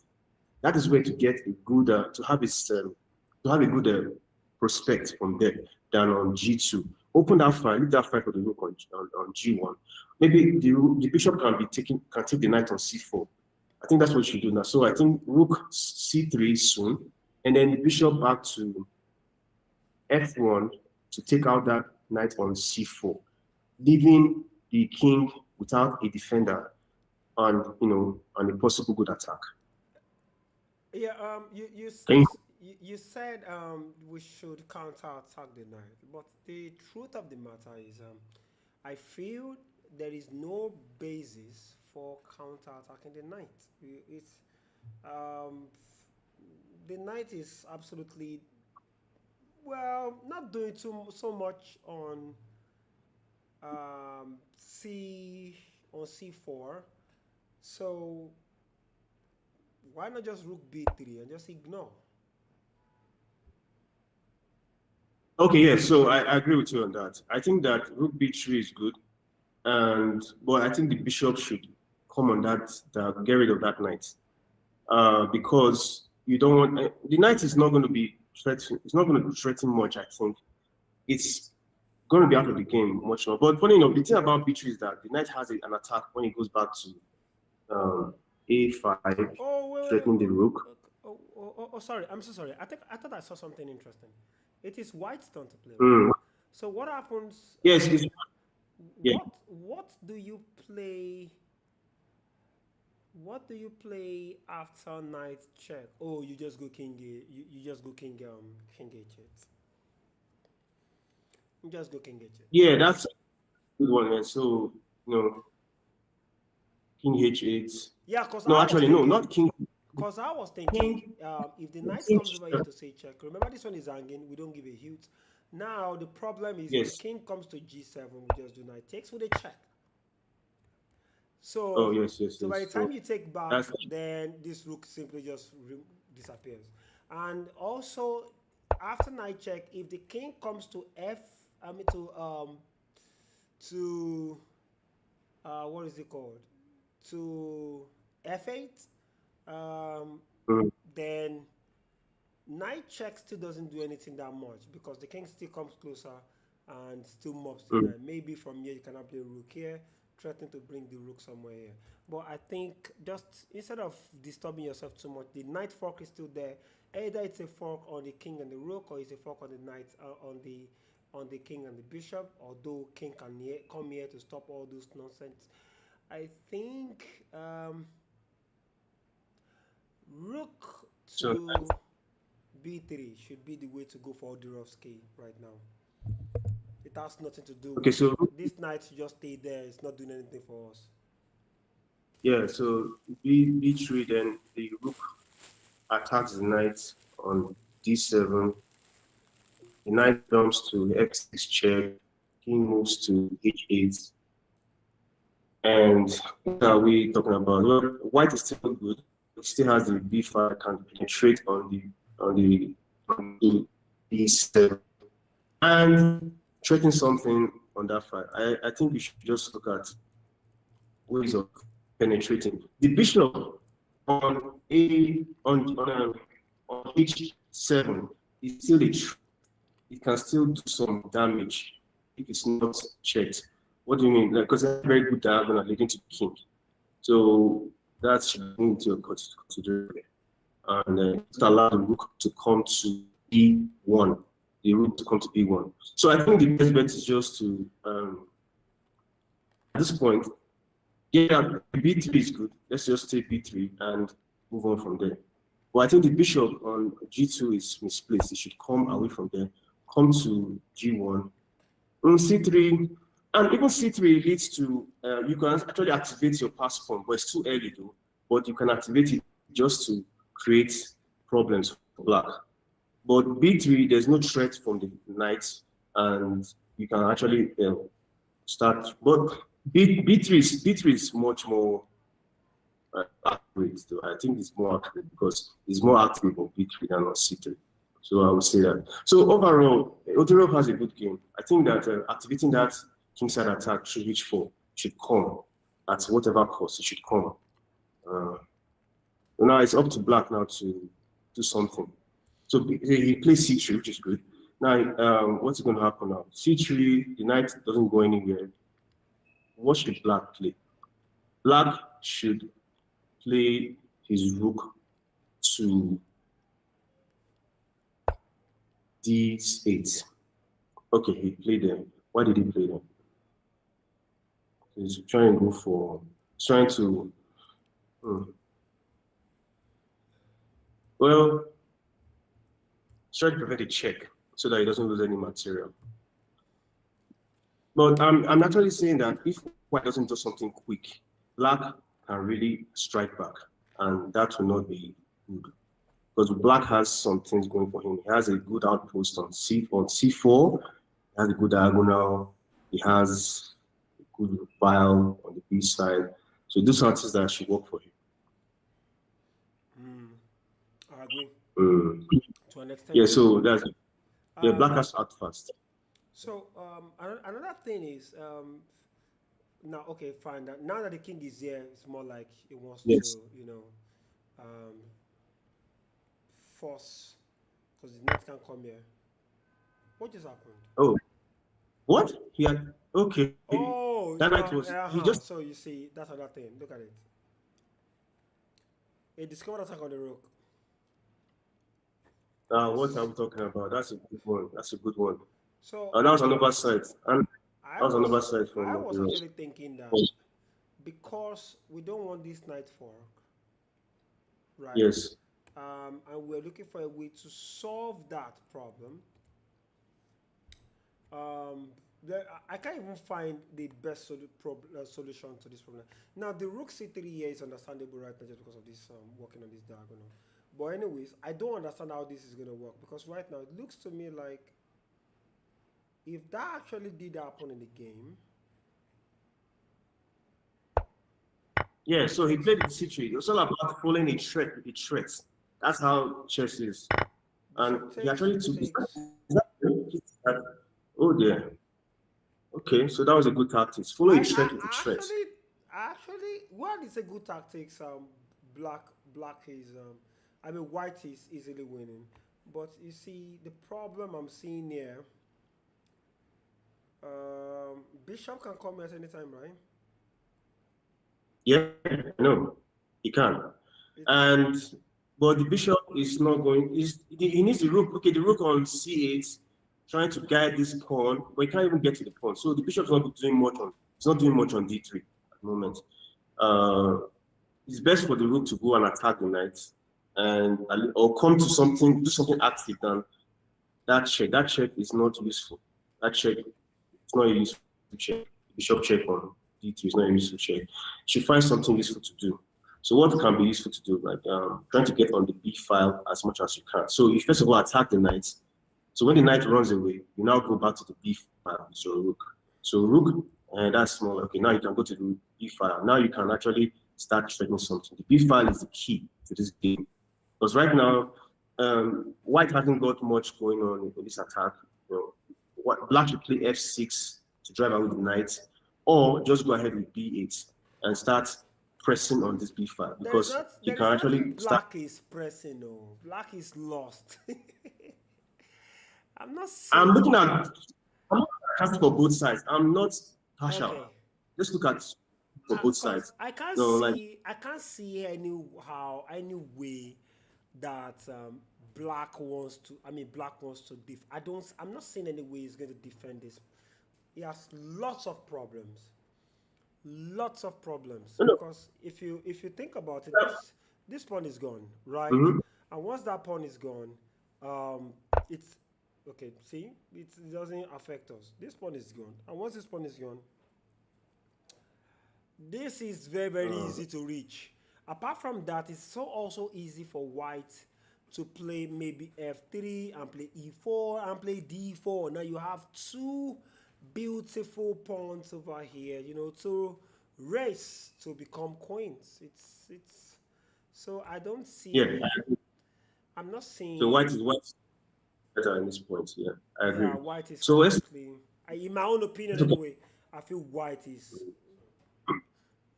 But what you should do? Winning. Let's see. Out the knight from f6 from e5. I mean, what f6. I'm talking about what black should do now. What black should do. Moves for black to do now that can help him. Because we have to look at what is rook to b8 trying to get somewhere down there. Maybe I don't know. It's important. Look at it. Still important. Well, he pushed the pawn one step forward, but just knights. Once the knight comes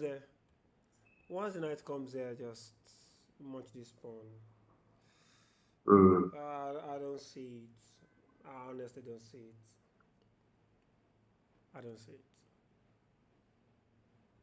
So it's actually a good, it's a good position for Yeah, whites. It's and very good. everything became problematic from this idea,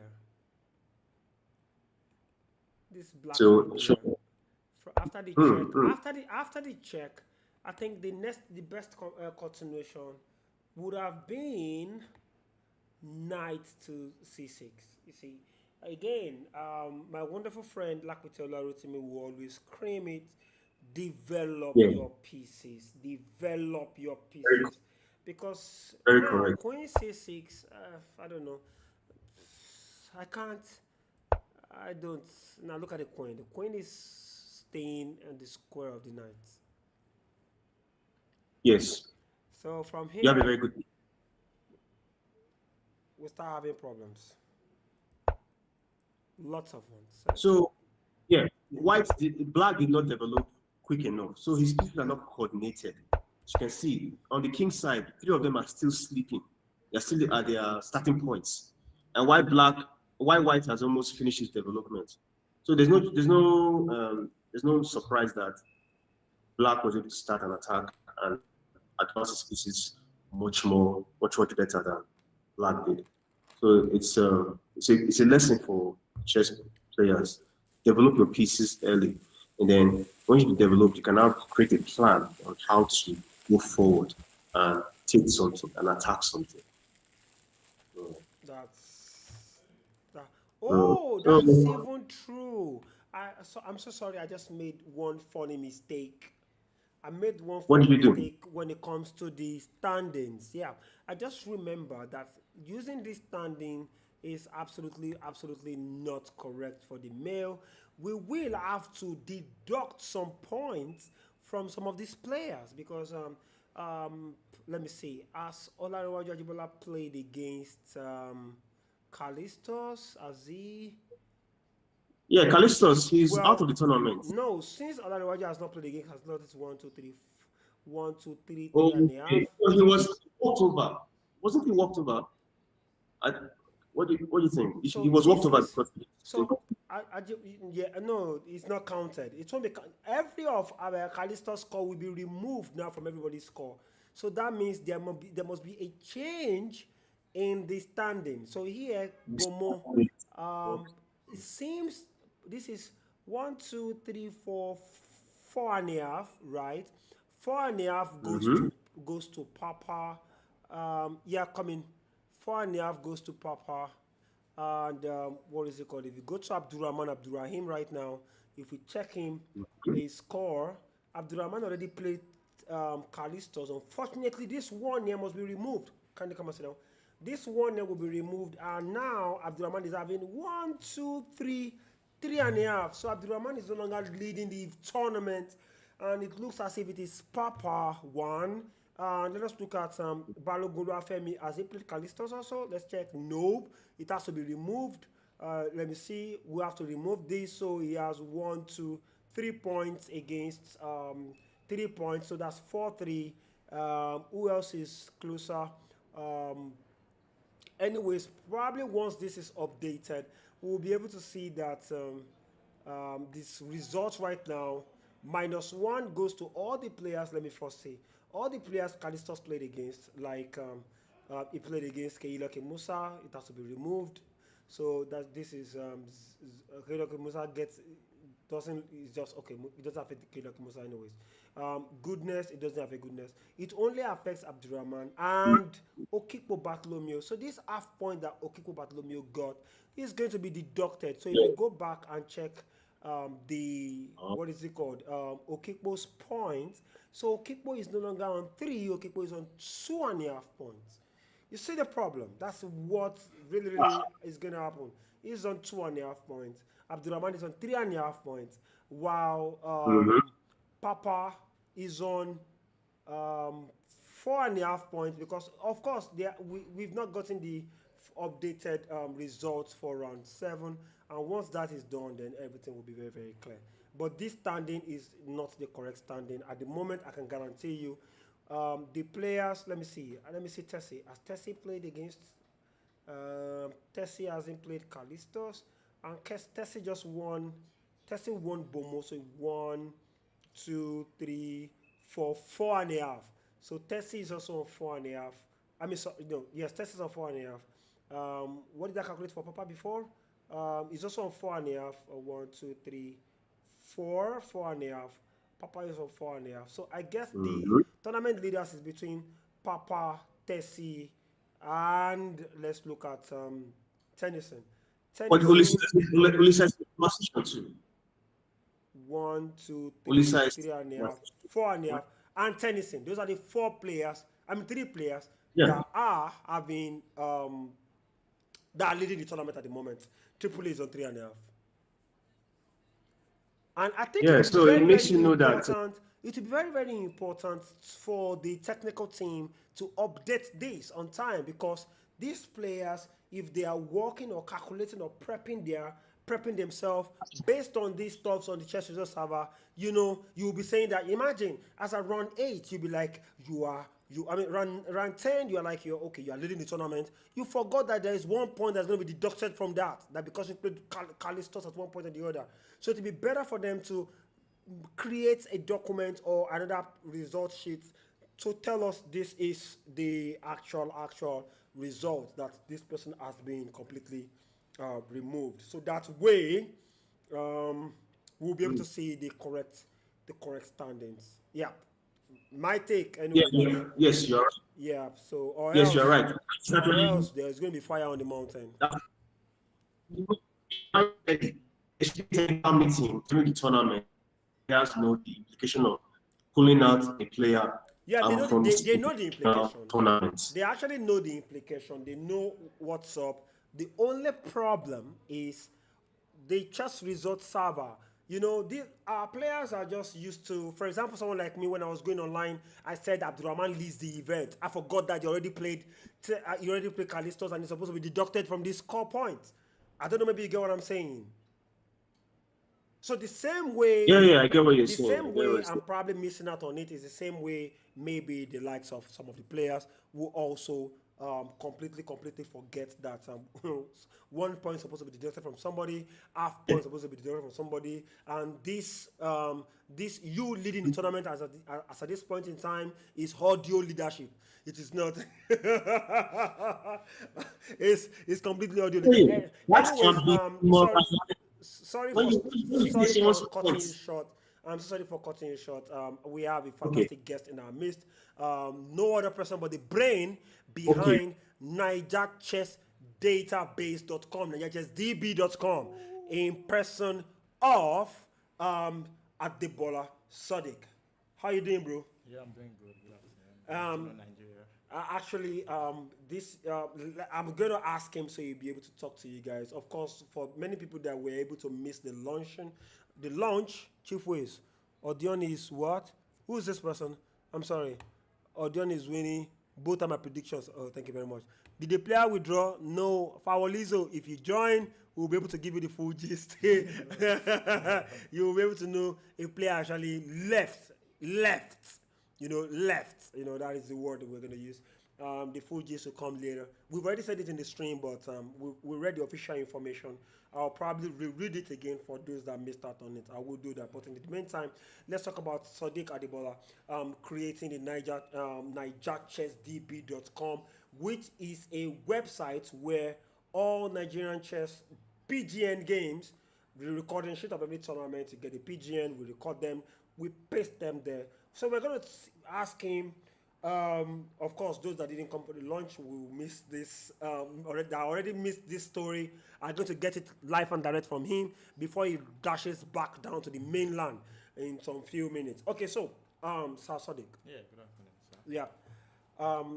How did the idea of NigerChessDatabase.com come about? Let me just quickly type this here for our audience to see what I'm talking about. I'm trying to make sure I'm not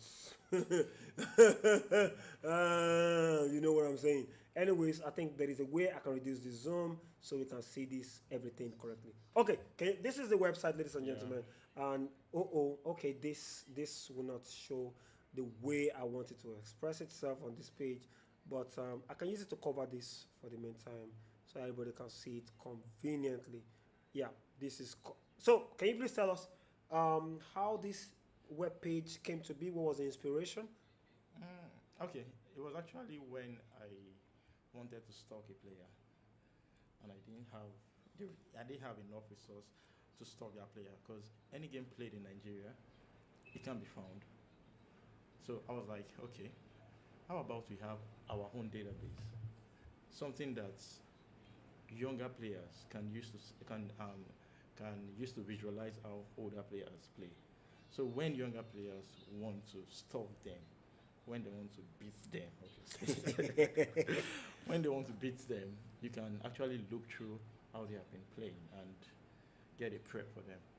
Ultimately, it's just like having a central repository for us, so that past games are not lost. I mean, looking at what you dug up NBL from 1978. That was a 1978 NBL right there. Yes, 1978 by Omuku and Professor Clement Bewaji. It was a game 1978 fourth NBL event. I wasn't even born then. Many of us are not born, of course. We know that.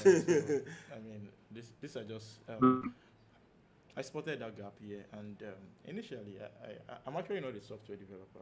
I'm a data scientist, but I didn't have funds to pull this through, so I had to go through learning how to build these things with code. But I mean, I already write code, so it was a lot easier for me. So I just put the thing together, and here we have Nigerian chess database, and we have our history right here. Yeah, that's very fantastic. This is Nigerian chess database, like he said. He said he didn't even know how to code. He's just a data analyst.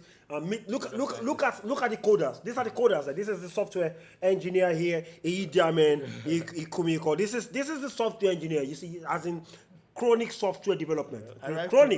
Chronic ones, right? So, And but his own software, he's trying to write some chips so that he can come and play in the masters category and beat everybody else down. That'll be fun to see. Yes. So, anyways, this is commendable. You said what? Okay, this is commendable. Yeah, so Yes. here, Very if you good. enter this website right now, you can just see that what we have here, welcome the tournaments, players, analysis, then the supporters. And if you notice, as far as we are concerned, if we click on the tournament, so far so good. Let me see, view all tournaments over here. You're going to be seeing tournament as far back as from the beginning of ancient of days, 1978. Can you see this is fourth NBL chess tournament at 78? Unfortunately, we only had one record, so there's only one game there. Do you understand? Imagine we have all those records, all the players just imputed, and we have this history. We'll be able to see what our great grandfathers were playing. So nobody will be telling us stories like, do you know that our parents usually do something? When I was in school, I was calling A's. A in English, A in mathematics, A in physics. A's. I'm an A student. Only for you one day when you are packing the house, you are rearranging, you will now see daddy's report card. You will now be seeing where he was having like 6 F's and maybe 3 B's. And now look, now the problem. Now the problem is you can't take that result and say, Daddy, come. Who is the wait? You want to go and ask him that, Daddy Alpha? Whose result is this? You can't ask that question. You will just say, you Kasara, Mitozion. So now, our fathers, our great grandpas in chess might just wake up one day and start telling you that I was playing NG moves as far back as 1970. What do you know? Then we'll bring the game and start seeing how it was being defeated by scholars mates. Then you know, Daddy, is this you? This reminds me of a chess player. I'm not going to mention his name on air. He came for a tournament, and he was actually doing badly in that tournament. So he called me, said, Chief Abita. I said, sir, yes, sir. Is there a way you can remove my name from the tournament? I said, I don't understand how. He said, so that because his name is on chess result server, that there is no way he will get home now and tell his children that he actually scored 5/6 in the tournament, knowing fully well that he's on 1.5 over.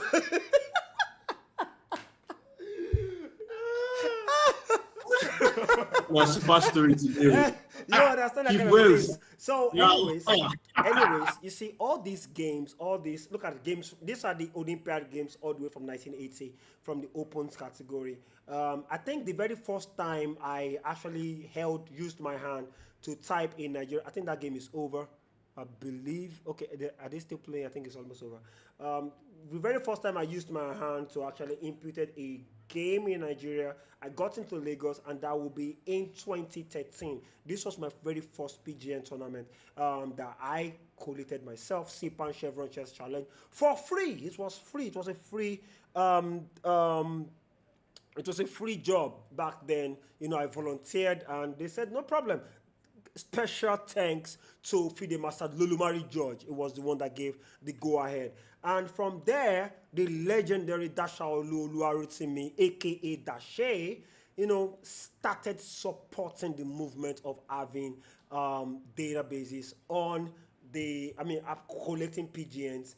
And he actually told me then that, Wale, can you do this for me? How much are you going to collect? And I'm like, Malga, I don't know how to bill it because I've never done it from a business point of view. So all my take was that, you know what? Don't worry. Any amount that you like, just give it to me. And that was it. And, from there, I started understanding the intricacies. Odion Aikoje was one of my mentors that had to teach me what to do, how to compile everything to make it a standard database. And lo and behold, I was able to do more. And from there, we had more tournaments that I had to put in there. National Friends of Chess, you can see the ladies category. Imagine as far back as 2013, opened. Then Lagos Classic came. And because Big B, Bayo Babalola, special shout out to him, Coach B of Lagos. So I was like, this guy, he did a very good job. He was impressed with the way he saw his games. I was like, you know what? Come and do Lagos Classic. How much are you going to collect? We did the mathematics per game, and we did that. And that's how we are able to have all these Nigerian chess. Sipan 2014, this time, and I was paid for this one. This was no longer free, and every other thing. But actually, all these fees were at a discounted rate. I wasn't. It's tedious. It's actually tedious doing this job, getting the PGNs and recording them, errors and all those stuff like that.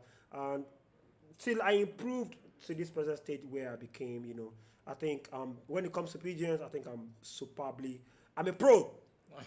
Yes, I have to hit my own. When it comes to PGNs, I can guarantee you, Nigerian chess with Nigerian handwriting, I'm a pro. I bring the best out of every PGN games in every tournament that I'm given the opportunity for.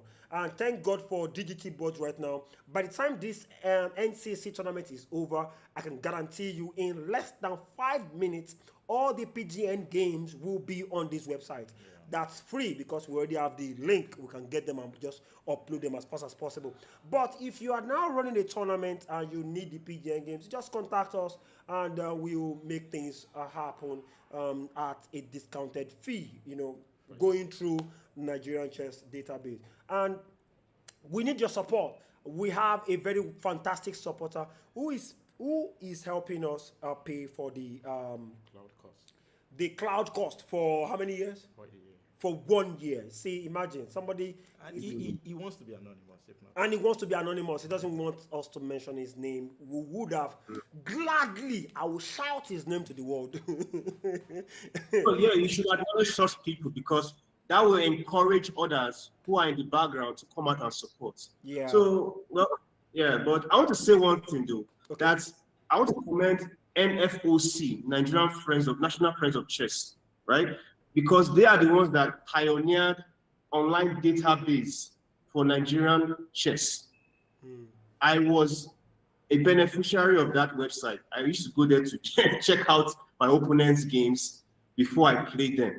So, and if your game is not there, then we're probably not playing in Lagos or you're not, in the chess scene as much. So I want to commend. You have to look at the innovators, those who started it.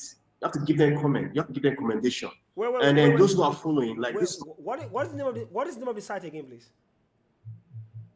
It was nfocnigeria.com, something like that. Are you sure it's not Yeah. Nigerian? Are you sure Don't it's you know not the Nigerian site? chess? Are you sure it's not NigerianChess.com? NFOC. There was a website where I go to see Nigerian friends of chess games. Okay, no problems. Because I know there is NigerianChess.com, and I know, and if you have ever seen No, Nigerian no. Chess, if it is NigerianChess.com and you are checking those games from tournaments, whatever, the brain behind NigerianChess.com is who you are talking to right now. Well, Oh, okay. then we have to put the database in there. Actually, that will be me. I'm so sorry. I'm not sure there is anything like NFOC where they have to put the tournament databases. I think most of the databases are always from my own website. Back then, before the website, and the website was built by a very wonderful chess player, Anslem Umba, NigerianChess.com. That is it. Anyways, as far back as those periods that you're Yeah. talking about, that is the only website that I know of that was able to put up databases of chess tournaments. And again, I'm the person behind it. Okay. Apart from that, yeah. I also want to Yes. show you that it's actually not just a database, but a database where you can actually visualize move and analyze with engine on lecture. So it's not just downloading the game. You can actually move the pieces. You don't have to download the game. You just have to open the platform and just play the game. This is between two brothers. Uncle and you know. You can actually analyze the game. Analyze the game on Is it talking on the next year? You say so. It's Yeah, it's a fantastic app. Chessdb.com, please. So don't forget We also have the analysis. And this is another way. Yeah.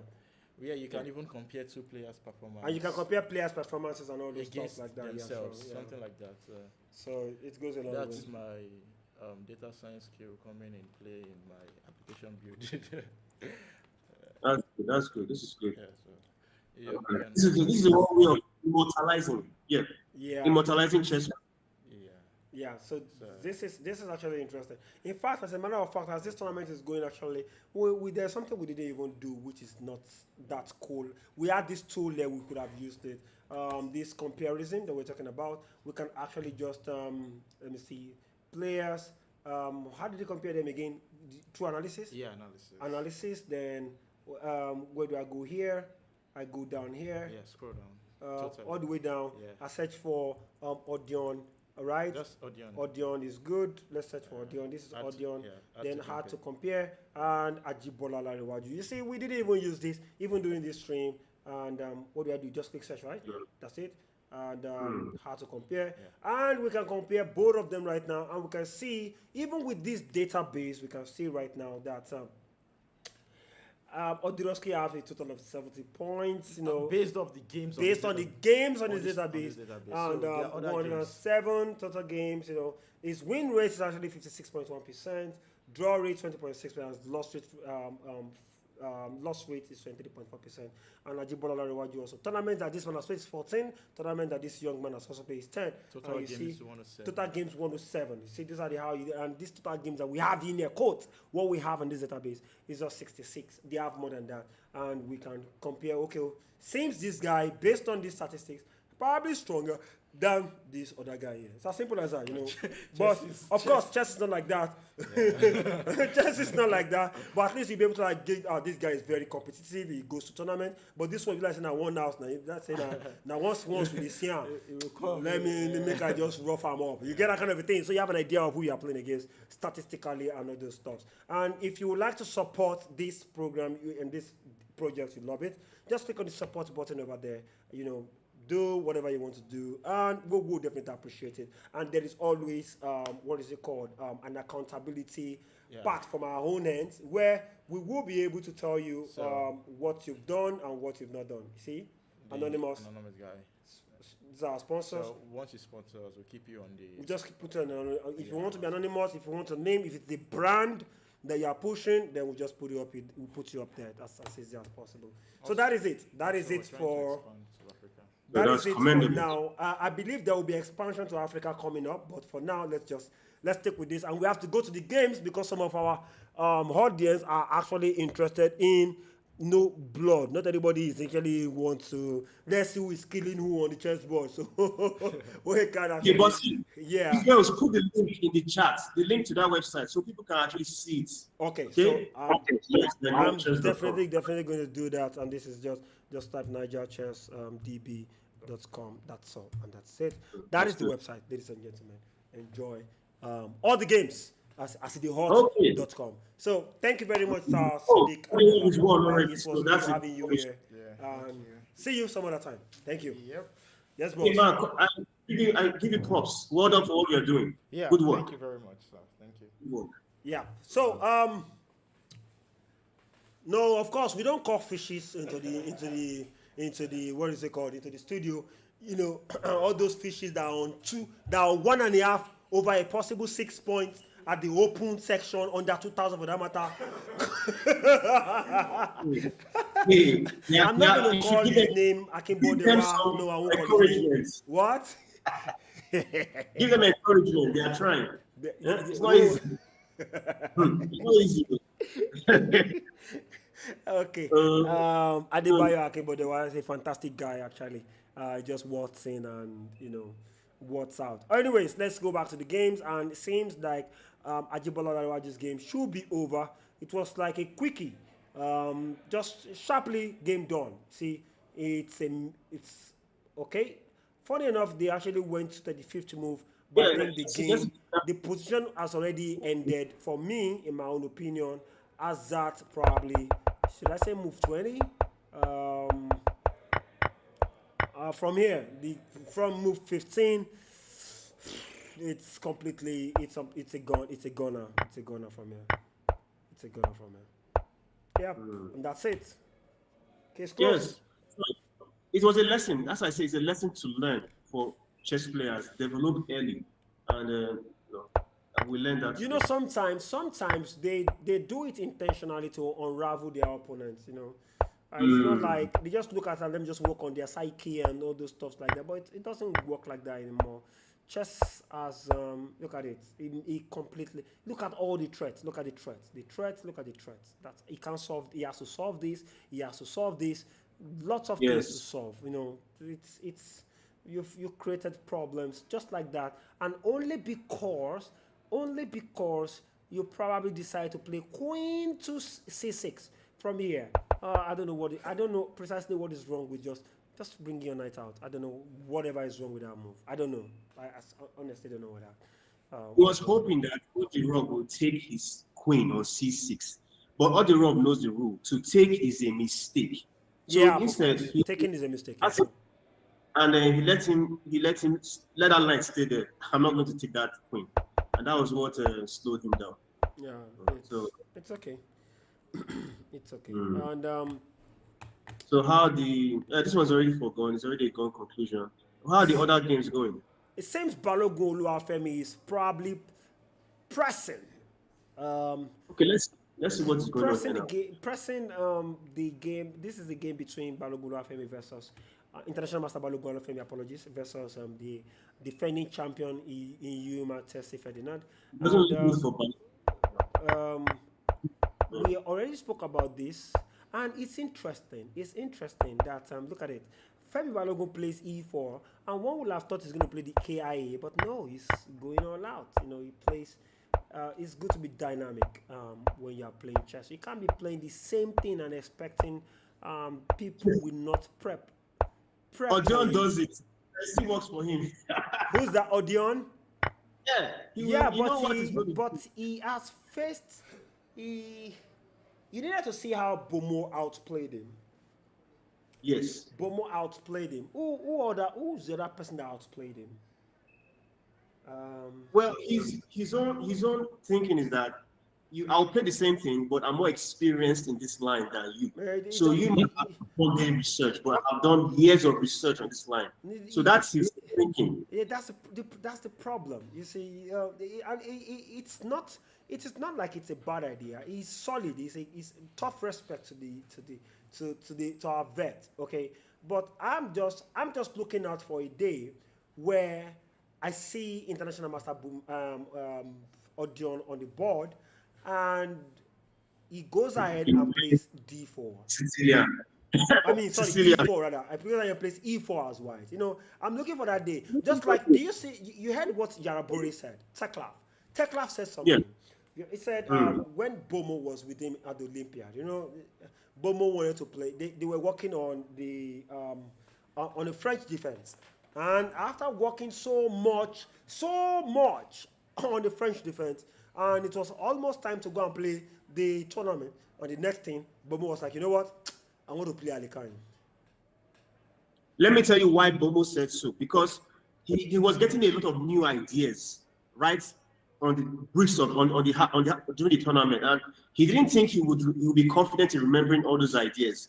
That's why he went for something that he's comfortable with. Because at the end of the day, you have to play what you know. If you play what you don't know, but you will hardly see Bomo. You will hardly see Bomo playing the Alicante defense. It is Odirov that plays the Alicante. That's so why the did he choose point. Alicante? He's not really good at it.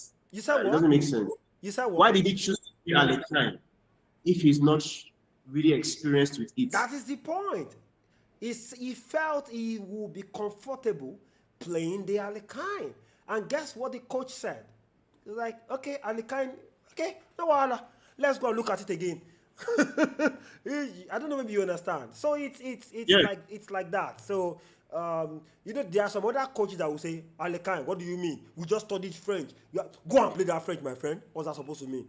But no, the player said he wants to play something else, and he said very close to just work with him, and he ended up drawing the game. He didn't lose the game; he drew the game. Do you understand that kind of a thing? So I'm really looking out for that day where I see Odirovsky playing e4 or c4. Let's see. Yeah, I would like to see. I'm looking at. So, that's when you see Balogun Afemi from. He plays the KIA, he plays the KID for a very long time. And all of a sudden, you see him playing the Sicilian. Then we saw him play. We saw him play Sicilian. We saw him play, I think, French. I can remember vividly. Then now look at him with the E4 kind of thingy with the Bishop D3 variation kind of stuff. So this is beautiful. So let's see how the game went now. So this is the Knight attacked the Bishop, and Black didn't mind the fact that you know, this pawn. I believe Black will be like, you know what, no problems. Once my Knight can get in there, this is gonna be hard rock. That's a good one. Yes, good hard rock for the meantime. Queen there attacking the pawn. Knight blocks. That was the plan. Knight went away. Now we need to hit this pawn. Not only are we hitting this pawn, there will be a possible maybe f3 later in future. Later in future. Of course, defense. g4 immediately. Wow. This I did not think of. Okay, let's see how it went. Did he use that file? Because he was trying to use that file. I don't think he did, but let's see. Keep going. He sacrificed the bishop on the pawn. That was intentional. He wants to open that C file. The C file is the key to Black's penetration. He needed a file, and he's using that file now. You can see that. The knight lands on C2. Oh. There is just no, there is nothing like that. I just need to move my king away, isn't it? Oh, your queen is attacked. Oh, sorry. Now I get it. Okay, queen to B1. Knight, I forgot about that. Queen B1, knight check, all the same. King slides away, takes. So you can see the flaw in his opening. He wasn't. Wait, hold on a second. Let's ask one simple question. What is the compensation that Black is having for losing a piece? Now that's a good question. He doesn't. Well, let's see what he has. He has got an open file, but he's not using it on C. Instead, Black is using that open file. White hasn't got an outpost. He has got one on D4, on E5, but he's not using it. He hasn't got anything other than that G5 is about to tear open, and he's hoping he can use it for future attack. So that's why I'm saying let's see how he uses that G file. That's the only competition he has, the G file. His king is not castled, among other problems he has. So that's why I think white was kind of passive. But he has an active plan on the king's side to tear up open and bring the rook there and do some things. But that knight on e4 is a beast. And that's going to be a problem for a long time because it's hard to displace that knight, even though you play f3. If you play f3, he's going to go knight to g3. So you have to be careful before you make that f3 move. So we have to look at all these things. So black's plan is to penetrate through that c file, double up with the rook on c8, and cause problems there. The king has to move up to g7, g2, I mean, and he can engage. So he can just get some coordination going. White needs to get some coordination going first before he can even think of an attack. He's not coordinated. The bishops are not on their best squares. The rook is not playing a part in the game right now. So he needs to first of all be coordinated. The queen is, look at where the queen is, hiding in a8, a1. So that's the first thing, that white needs to be coordinated. Coordination first, then you can actually think of a plan going forward. That's the issue at hand. But let's keep going, keep playing forward. Okay, I want to send it, I'm sorry, let me just send this link to... All right, so what we're doing is look at what, so I mean, the game has already been played. So I know that black will pile up on that C file. That's where it's going to penetrate from. What are the threats? The threats we see for threats for black is occupying C2 with the queen and trying to bring the knight for a check on D2. And possibly, doing some other things, but he's going to try and penetrate that far. Black has to close or make sure that that attack on the G file doesn't come to fruition. So he has to maybe get rid of his king from the G file, move it to H8, and then bring the other rook to G8 to counter any threats on that diagonal, on that file. So these are among the things I see that will be necessary. He needs to open up the files. He needs to occupy the C file, penetrate through there. So C2 is coming. White is not coordinated, and that's his biggest problem. He needs to find coordination with his pieces. Even the queen needs to be placed somewhere. So I see a case where bishop E3, queen out. No. So it's not looking good. It's not looking good for white. So we need to play it forward to see how the game progressed. So I think one of the ways the white can go about it is to look for a threat. So the first threat he has is bishop to H6, threatening the rook, so that he can use that to gain tempo and get his queen out as soon as he can. But just needs to coordinate. That's the key thing, coordination here. White doesn't mind. Black doesn't mind losing a pawn.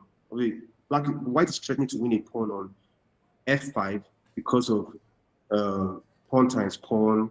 The knight goes forward. So white has got some serious plans on the king's side. That's going to be a real concern. But black doesn't care that much. He's just going to penetrate. Already he's up in the exchange, so he can actually go forward from here and try to make something happen. So I think that both sides have chances. But we need to play forward. Why don't you just go to the live mode? Let's see what they are currently playing now. Can you move on to the live? If we move forward a little bit, and we have this, pawn takes, of course, this can't take at the moment because of this scary knight capture. And we have now went back to F3. Queen in there. Bishop just drops back. Queen takes. And here we are. I think it's not easy, but this queen needs to come back and join as fast as possible, or else like the way it is right now. The coordination is the problem. Now the rook cannot leave the H file yet because the H pawn is hanging. Though he doesn't mind sacrificing it, but it's going to come with a check. Queen times H check. So the coordination is a problem for white at the moment, and black is not wasting time. I think black's threat is to come with the rook to c2, rook down to c2, and create pigs on this on that round, on the second round. So the rook to c2 and bring out the other rook from a to c again, and then just start taking care of things here. I think that's the next threat. Although I don't know, this is the live move. Okay, this is the current move. So black has the black has the upper hand. White has a problem of coordination, and that will hold him back for a long time. Okay. So if black slows down, white will catch up. But otherwise, it's not looking good for white at this point because he hasn't got coordination going on. Maybe the bishop should come to d3. That's one move that could be good, but it's not good because it's a knight check on g6 or g3, and he will lose the rook, he will lose the bishop. But I think white's concern should be getting rid of that knight on e4, because that knight is going to create a lot of problems. So a plan to get rid of the knight is to bring the queen to d1 and then bring the knight back, but bring the knight to d2 just to get rid of that knight, because that is the rule of chess. That the rule of eliminating opponents, neutralizing opponents' pieces in your territory. That knight must be neutralized. Otherwise, that knight will be white's downfall. So the move you should be looking at to do is getting the knight to d2. So no, knight d2. You can't do knight d2, sir. Not now. Okay. I'm saying in the very near future, you must do that. Because get rid of that knight. Because if you try even now, you are falling for a knight check, and this is. Yeah. Obviously, you can't do that. Because that's. So this knight is going to be here for a very long time. That's a problem. That knight's the problem. And you can't even move the bishop. Maybe if you can't move the bishop, because queen takes knight. Yeah. So you can't do that either. So that's why I'm saying the queen should come and join in the defense. Maybe queen to queen to d1 is the best move right now. Then our bishop cannot come. And then you can actually go ahead. Yeah, you cannot go there safely. Yes. Anyways, that's the first thing. When you're in trouble, get rid of the opponent's pieces. Then you can start thinking. The truth about getting rid of the opponent's pieces is maybe if it is a piece that you can get rid of. If you can't get rid of it, forcing it, then there's a big problem. So it's not like those principles are just a walk in the park. Okay, I'm playing against you. I have my wonderful pieces trying to attacking, and all of a sudden you want to come and remove them.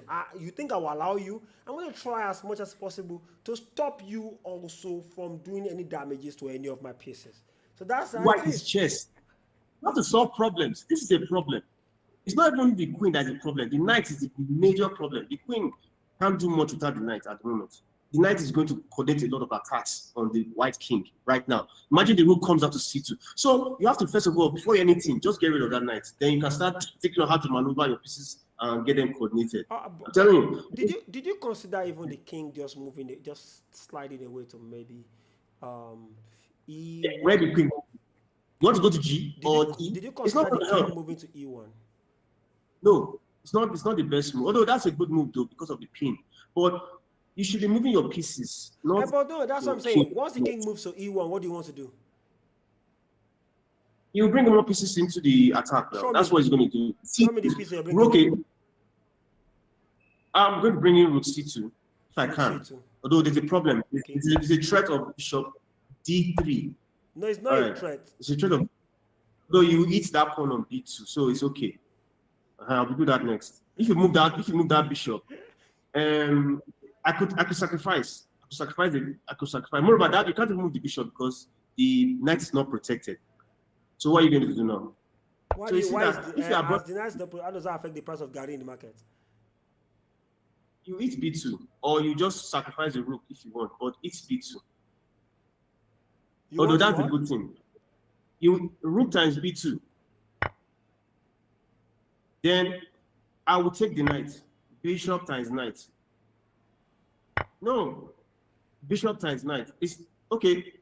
Hold on, wait. No. You ate the rook. You shouldn't eat the rook yet. You should just eat the knight first. Because I don't think that should. Okay, I see what your point is there. You have to eat queen. Queen has to eat the knight and stuff. But yeah, I think I prefer this position. Just get rid of that knight. Although the problem is that if the queen eats, the rook is under attack. So I think this is not good enough right now. So you can please go back. Please go back. All right. So what can we do now? What can we do now? Okay, that's okay. So if we eat, okay. So what is black going to play? Black is going to has to take care of his rook. So eat b2 again. Let's eat b2 for now. If you eat b2, yeah. But if you eat b2, okay, that's because the queen is protecting somebody him. is saying queen times f3. Okay, after hold on a second. After bishop, you're saying queen times f3 is supposed to be the best move immediately. So you reason. Queen times f3. Okay, yeah. You threatening on that this. rook. That's creating on that threat. Yeah, that makes sense. You're threatening this.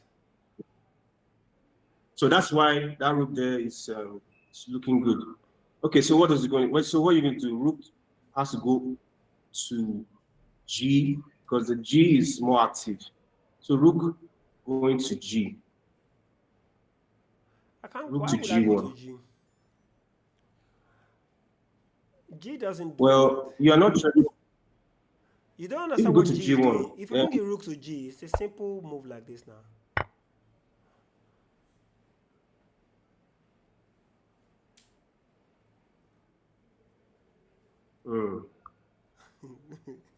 So actually, that rook was very powerful. It was powerful. So that is it. So, thanks for that spot, Mr. Blah Blah 0318. Thanks for the spot. Yeah. Oh, that was good. So, anyways, in the game we have this, and Queen E1. Now he has already played Queen E1, and that way. But I actually thought instead of Queen E1, I was thinking Queen D1. You know, I think probably I would have played Queen D1. But I think I understand Queen D1. Again, look at it. Queen D1. If Queen had went to D1, I can still bring my rook. Okay. If the queen takes the rook, okay, there's a threat of the check, so there's a discovered check with the knight on G3. The other question now is how does this work? It doesn't. This still works. What's the checks? What are the checks now? Is there a check? Is there a check? Well, the only threat is to be rook times b2. That's the only threat right now. Rook times b2. Yeah. So that's the only threat. Checks, captures, threats. So at least white is going to help. That's why I suggested Queen D1, because it will help you to mobilize your pieces and get them coordinated. So now that's still a good move. It's a good move. Queen D1. It's a good move. So what else can currently, whose move is it now? Let's see, whose move is it? At this point, it is a Queen D1. Queen E1 was the last move that was played by white, and we're saying you should play Queen D1. But anyways, it looks right now as if the position is actually balanced. It looks like what? It looks like the position is a little bit balanced. Yes, a little bit balanced. Yeah. Well, that Queen E1 was there to protect against checkmate, possible checkmate. But I think it's not an active move, it's a passive move. And that's why I say white is in the activeness it's not supporting the knight itself. What kind of move is that? The queen is not supporting the knight, it's not supporting. The only thing it's supporting is the f2 pawn, just to prevent checkmate.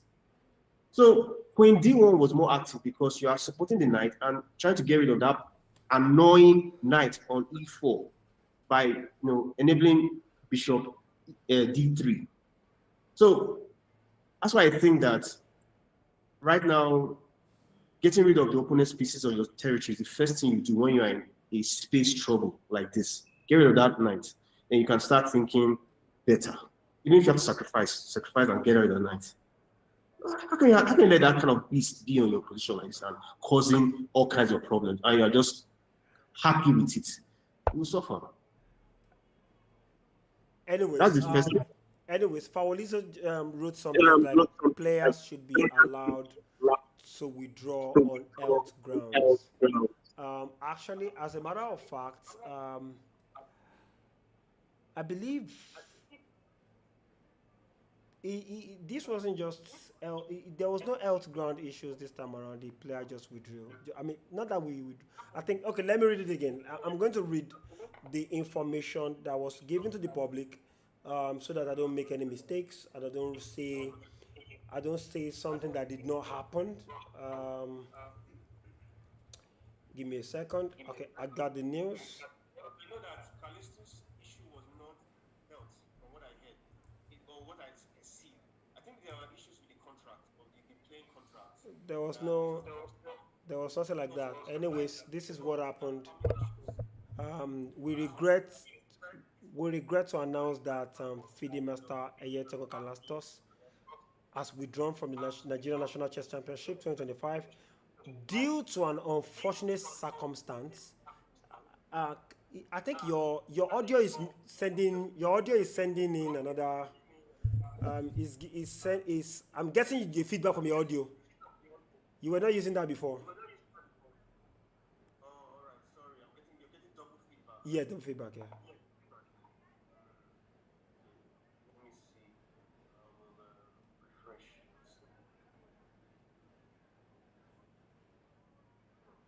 Let me do this one.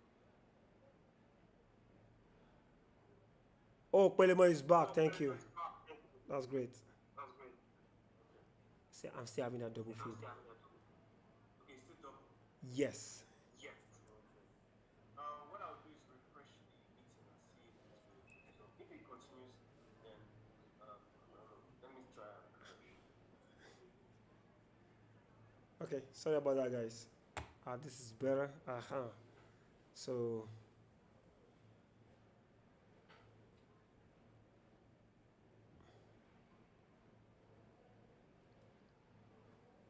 Yep. Yeah, so I'm back. Now let me know if it's still happening. I'm troubleshooting to know why it's happening. Okay. It's not happening anymore. I think it's perfectly perfect right now. So what are you read the Okay, reports? let me read it again. We regret to announce that FIDE Master Eyetego Callistus DFR has withdrawn from the Nigerian National Chess Championship 2025 due to an unfortunate circumstance regarding his absence from round 5 of the tournament, leading to a walkover. The organizing committee of NCC 2025 acknowledges that mistakes were made in communication from multiple parties, and this contributed to the unfortunate incident. While the case could have been resolved, unfortunately, FM Callistus departed from the playing venue unannounced and has been since been unreachable. FM Callistus is one of the most talented Nigerian chess players, and it is certainly a major disappointment not to have him participate in the decisive rounds of the championship. The organizing committee has the highest respect not just for his talent but his person.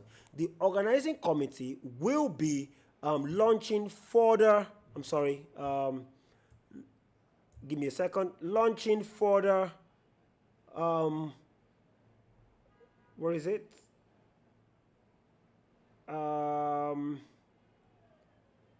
Sorry. Give me a second. Yes, the organizing committee will be launching further. Wait, hold on a second. I think I just skipped a page over there. Just a second. Okay, in a second. Okay. The organizing committee will certainly be launching further investigation into the circumstances leading to this situation, and will not only be adjusting the system to avoid future occurrences, but will also be making recommendations to the Nigerian Chess Federation for appropriate future actions. As a result of FM Callistus' withdrawal and considering the regulations of the championship, which talks about withdrawals, all scheduled games from rounds 5 to 11 will be expunged, and it will be as though he is not in the championship. Games already played by the FM will count for rating purposes, but will not be considered in determining the final standings or the eventual national champion as the regulation states. A meeting has been held with all invited players and the situation collectively discussed. Further updates will be communicated and the championship as the championship progresses. And so that is it. So there was a miscommunication somewhere, and I'm so sure he was annoyed about it and left. So it wasn't on health ground. We don't have the full details, but I'm so sure that's the official stand by the organizers of NCC at the moment. So that is what happened. Okay. Yeah. So what you can sense is that there is an issue with the contract that he is not happy with. That's what I sense from because you actually came for this tournament and you have played 5 rounds.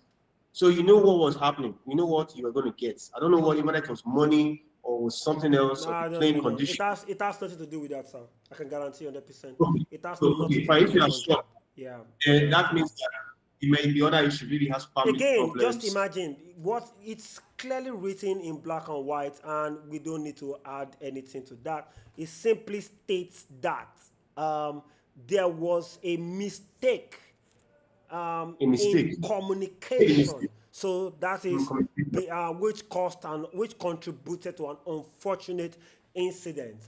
So this has nothing to do with the contractual terms. It's just there was a mistake somewhere between them and the organizers, and that's all. We don't. There is nothing regarding any. Everything has been smooth so far, so good. I can guarantee you that 100%. And he could tell you that 100% from his own end. I'm sure whatever caused the rift, will be from the what is it called? Non-availability at one day for the event. There was a day that it was not available for 2 rounds, if you can remember. So it's probably definitely be between those periods that whatever happened. So that's their call. Anyways, we over here, we all about the gists and the games. And yes, there's a place for official talks. There's a place for non-official talks. Right now, we are all official. Yes. Quickly. I respect FM Callistus. I respect it, and I wish him to. I wish to see him in the next tournament. Yeah. Whenever. Yeah, that's good. Anyways, this game is completely over right now. Between I knew this position was bad from beginning. I think. Let me see here now. Wow, Black has 2 pigs on the 7th round. It's not even about it. Yeah, it's. I knew from this part. I knew once I saw the Bishop G5, I knew F3 was coming at one point, and I knew E4 would be coming next. But after Bishop Knight goes there, E4, pawn takes. Now, I didn't like this C5 when I first saw it. C5 was played, E5, Knight goes in there. I was expecting Bishop takes, and she was playing the exact same moves that I was expecting her to play. Pawn takes pawn, Knight, Queen out, Bishop. Now, that's the simple question. Oh, no. Okay. I'm trying to understand why rook here. I'm trying to understand why white is playing the rook. Black is playing fine. Look at it. C5. This C5. So let's remove these guys fast as possible. And okay. What do we see here now? We see that white is not developed yet on the queen side. That is one thing. The lack of development of white. Then you can see that black is fully developed now and ready to kill, but white is still sleeping. He hasn't got much defensive forces and he hasn't got much attacking forces. All he's doing is defending. You can see that. How can you put two pieces, heavy pieces, to defend a damn pawn? It's better you sacrifice the pawn and just activate everything else you have than putting 2 pieces on the E5 to defend the pawn. There is something you also have to understand about players when they play, right? Again, it's very easy to say A, B, C, D when we sit down in front of the system. We're looking at the pieces. But when you are sitting on the board, that's when you will now realize that you don't want to develop your pieces yet. It's This is the highest. so it is This is the easy. highest level in expansion. It is What have you been doing to this point to come here and be playing like that? I agree. She's coming up, so I have to give her credit for that. She yeah. has So, paid her. anyways, You know? lost the central points, and let's see what else do we have here. This position is completely gone. Black is just cruising, exchanges the pieces, move the rook to C1 on E1, anyone works. I mean C2 or E2, anyone works. And now Yes. D2 comes in, and this is takes, This is a wrap. and this is a wrap. It's a wrap. It's a wrap at this This is a point. wrap. So But it's a learning process for the ladies, yeah, and it's the tournament is so scary right now for Rabojo Felix because I don't think she has won any game so far. So good. Let me just quickly check our results. there's not something that look, don't neglect failures. Failures are necessary to improve. So even if she doesn't win any game, she will take a lot of credit. She will take a lot of lessons from this tournament. I agree, but I'm saying there are some things. So far, so good. She needs to fight. You need to fight. You need to fight. This is chess. You just need to fight. If you are going to lose fighting, not. Yes, I agree. somebody just said Ofowino played that with 97% accuracy. Exactly. That was 97% accuracy exactly. So that is it.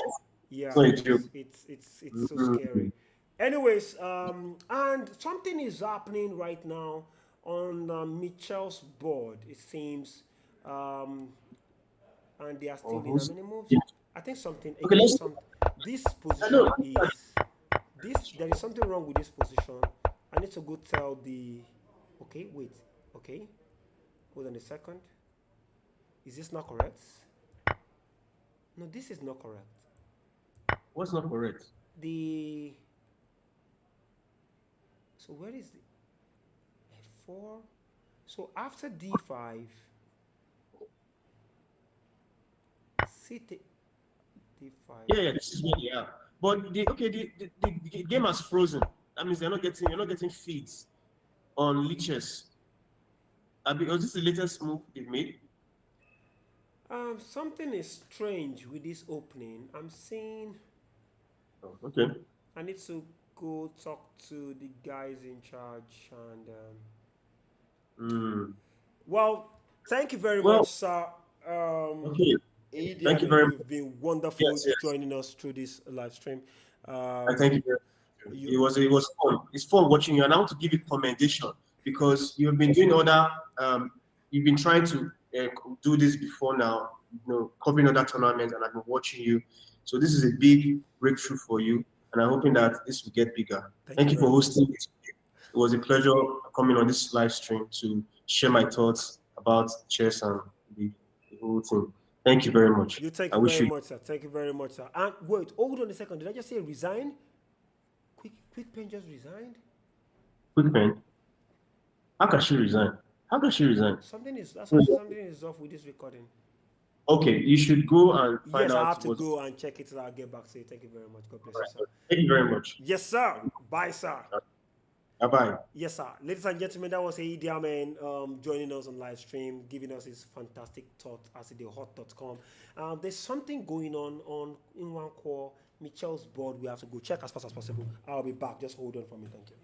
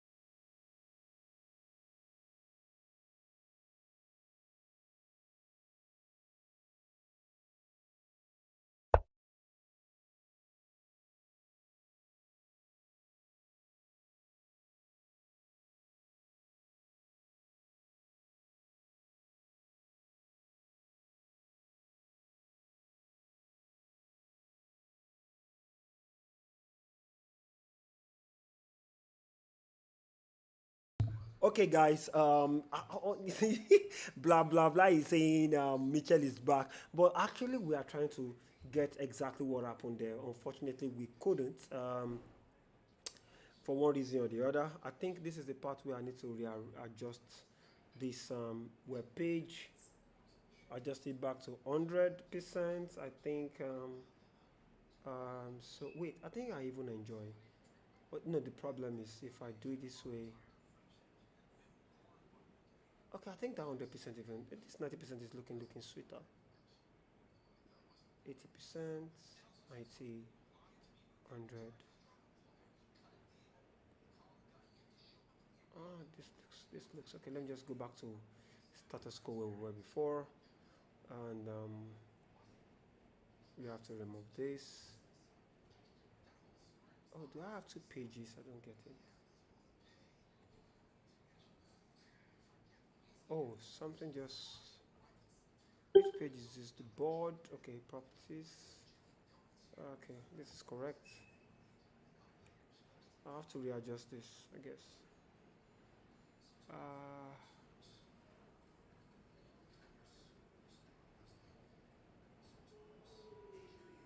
Yeah, I got it. And sorry about that, ladies and gentlemen. I just need to readjust the board, the clock,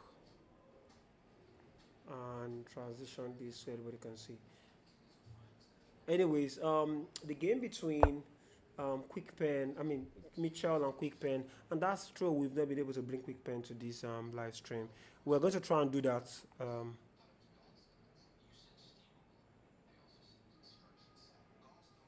Okay, we're going to try and do that very soon.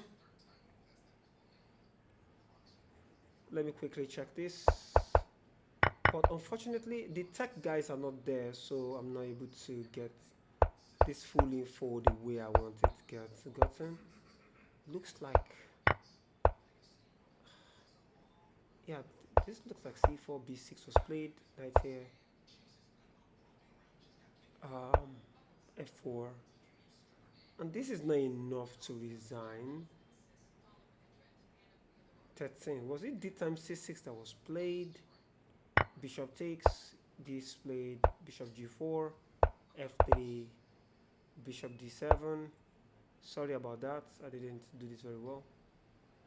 Bishop D7, C4, takes, then bishop went back, check. This is not enough to even resign, I believe. So this is not possible. So we go to the next one. Maybe after knight G3, H6. Then we look at no, let's look at bishop B7. If this was the idea, I'll go takes, bishop here, takes. Must be a reason why she. This is not enough to also resign. This is not enough to also resign. Okay, so if it is, honestly, we don't know why. We don't know what's up, what's not. Okay, I think maybe I should go and snap. I can't even snap the recording sheet. I can't even snap the recording sheet right now. I'm so sorry, I can't snap the recording sheet because I will need another device to do that, and all my devices are being used for the videos. That's so painful. We couldn't check, but all we can see is the result that Mitchell won in less than 6 minutes. How come? That's a question I don't understand.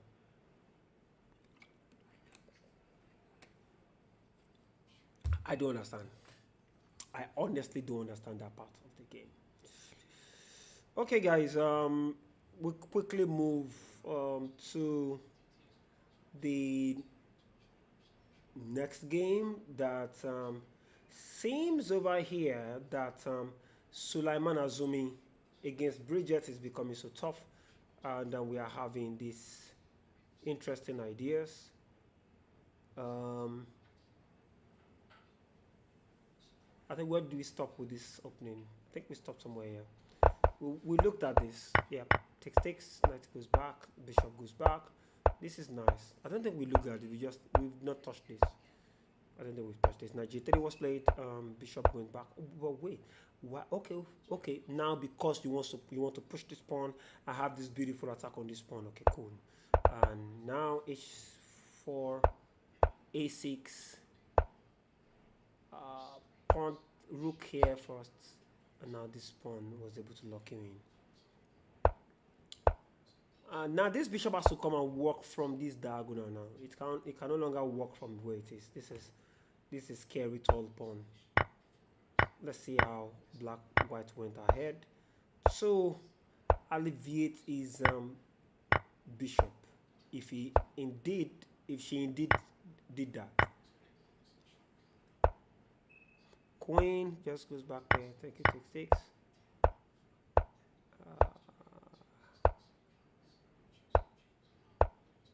I'm not liking the dark square bishop on C1. I mean on B2 rather. Like, what is it doing there since? I'm not liking this. This bishop has been here for a very long time, doing absolutely nothing. Nothing, ladies and gentlemen, absolutely nothing. I don't know.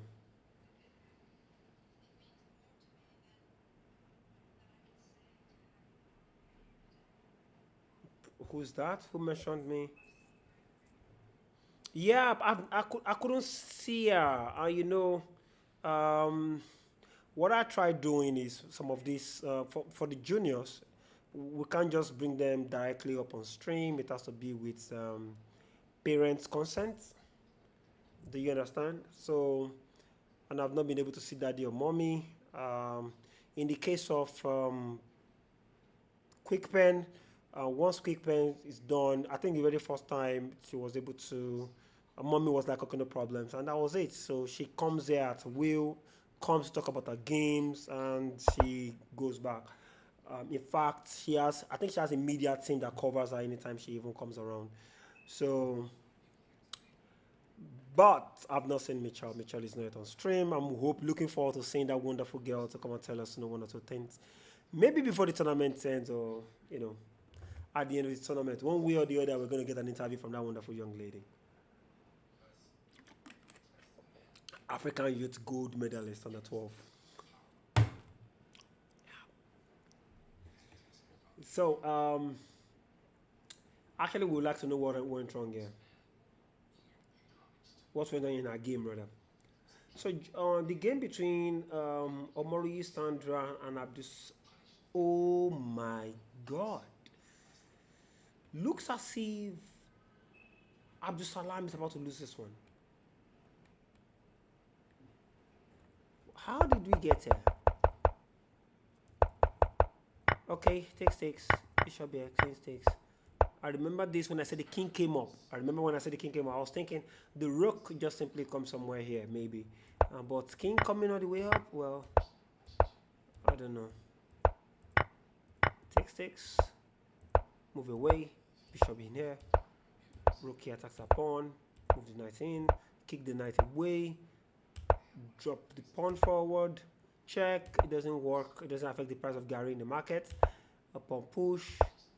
Pawn push takes. It's not possible yet. Rook in there. Double the rooks if you want to. Why? Is there... Oh, now I get it. I get why he has to move the king away. Moving the king away stops any, any of those witon. How do you call it? Yes. Rook has to go. Oh my goodness, that was almost a trapped rook. It was a trapped rook. Pawn takes. Takes. Of course, just make it nice and slow. Exchange everything exchangeable. Take it. The king has to move all the way back.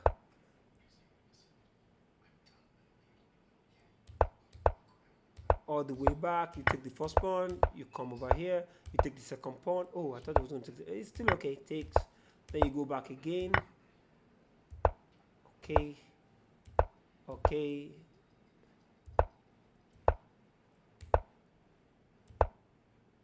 Let's go for the pawn. Then you take this one again. Then you go back here. And is this the point where you wanted to take the bishop? And you did. because now there is a passed pawn. Now there's a problem. The problem now is you cannot afford. Can we afford to take this pawn? Let's do the math. If king takes pawn,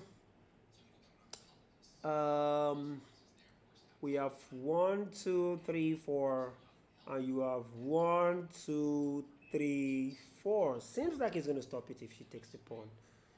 Yes. Oh, no, no, no. It is black's turn to play first, of course. Okay.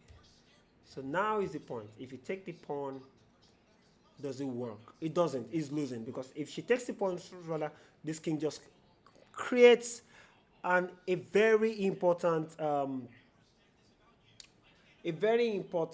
opposition, and this pawn will be able to promote a queen. GG's. Game over. So, and the problem again is if you don't take the pawn, let's say the king comes in and then you have this opposition again, so there's no problem. And by the time the king decides to run somewhere here, this is under opposition. So if you don't want that opposition to happen, maybe you have to move your king here, right? But I'll move my king here instead, see? That's a problem. Here, then I have this opposition again. Just your position and the game is over.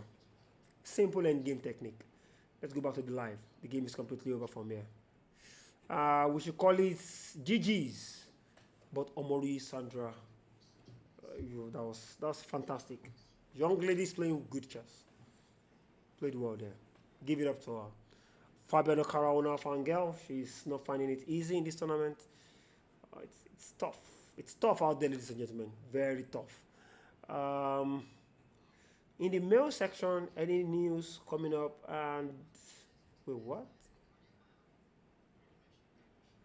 Why is that showing this?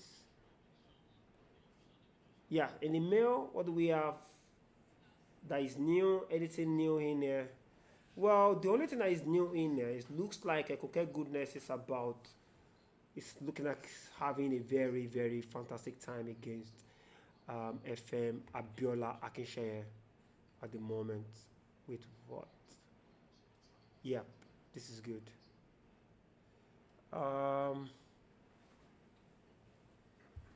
I believe the stream is still going on. Sure. If you are watching, say hello. Anyways, I get to see here that we just quickly go back a little bit.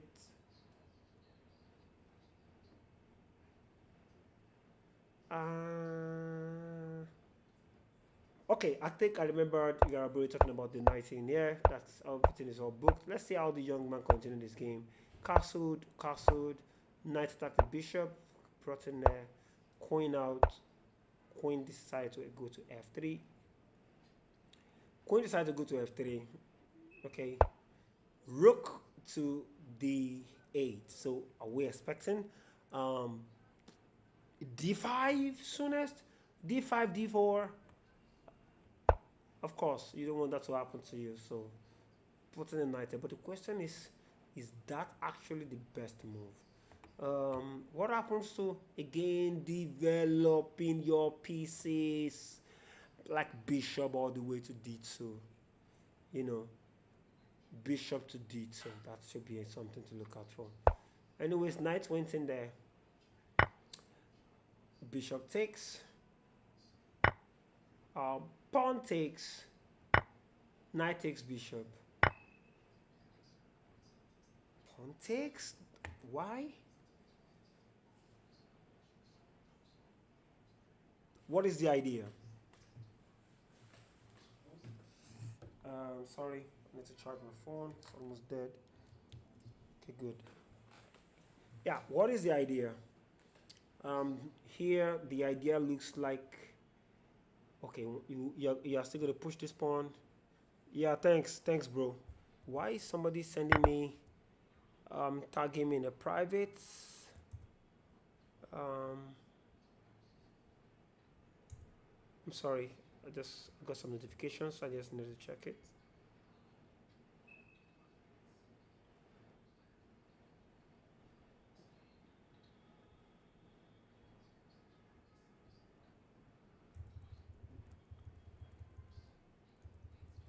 Oh my goodness! I just remember that I had some missed call.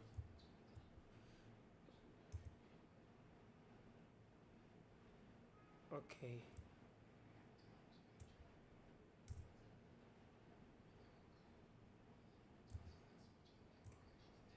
Mm.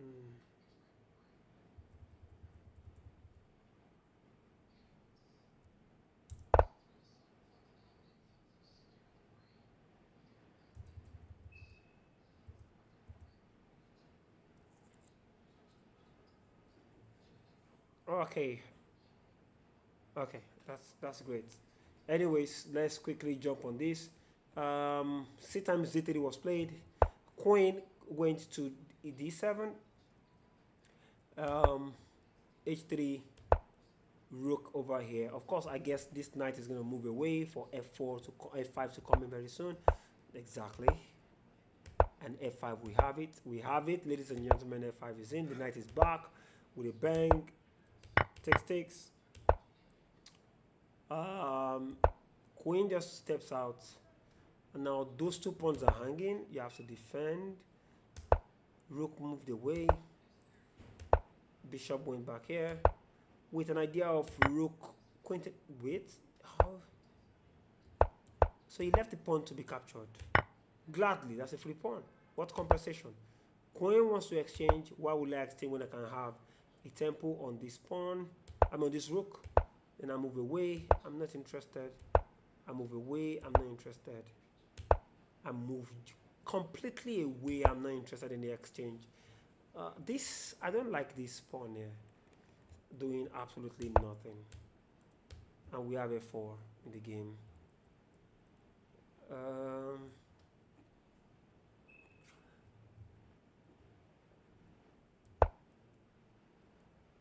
Well, I want to think there is nothing wrong with,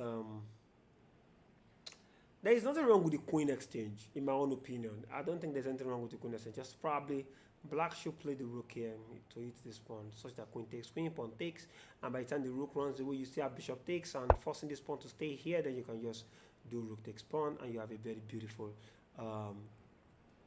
center pawns. You know, you have easy ways to win from there.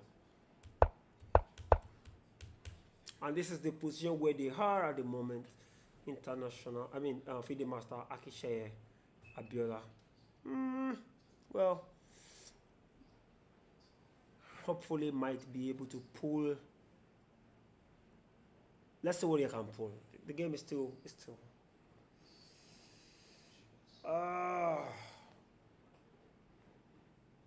It's very, very great, I believe.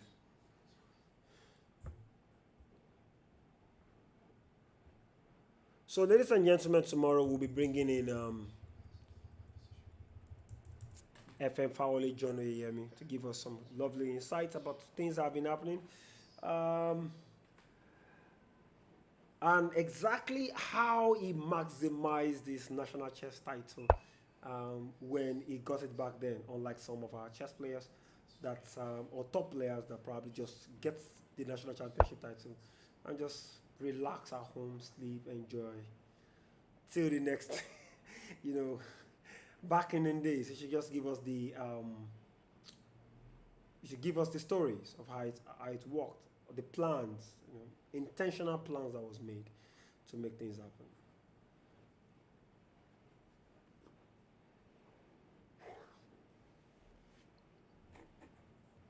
I believe the stream is still going because I'm seeing some coding that is.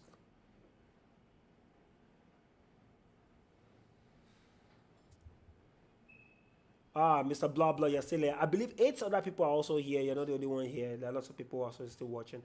I met somebody today. Yes, AJ Baba. I agree. Lots of good games today. Lots of them. Ladies and gentlemen, I'm so happy to tell you that we've reached 950 subscribers. We need 50 more to make it to 1,000, guys. 50 more. Let's get it to 1,000. You have to subscribe. If you're just joining this channel, just enjoying the videos without subscribing, I'm going to send you a bill. Subscribe, guys. It's very, very important. And thanks to Orchid Lecky for making this happen. Orchid Lecky Chess Club, thank you very much. It's fantastic. I can guarantee you, GM is coming again tomorrow. Same time, we'll be able to talk about the penultimate round. It's going to be fun. Also expect Fide Masa Dabi Adebayo Adegboyega. Little B. One of the strongest terror chess players in Nigeria. Well, AJ Baba, are you free? If you are free, I believe, yes. AJ Baba, if you're free, we can bring you up online. We can bring you up into the commentary studio. If you think you are, even if it's your audio, we don't mind. If you want audio, if you want video, we prefer the video though. But if it's audio, we're good. So it doesn't, you know. Just let me know. Just let me know in the chat there.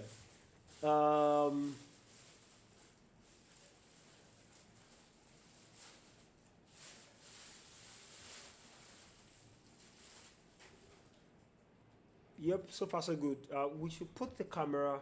I mean, we should just put on Balogun Oluwafemi's game versus Tessie. We think Tessie might be in big trouble right now, holding this position against International Master. He's a piece down, but 2 minor pieces versus a rook.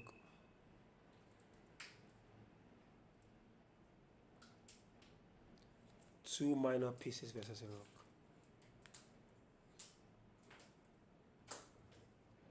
Ah.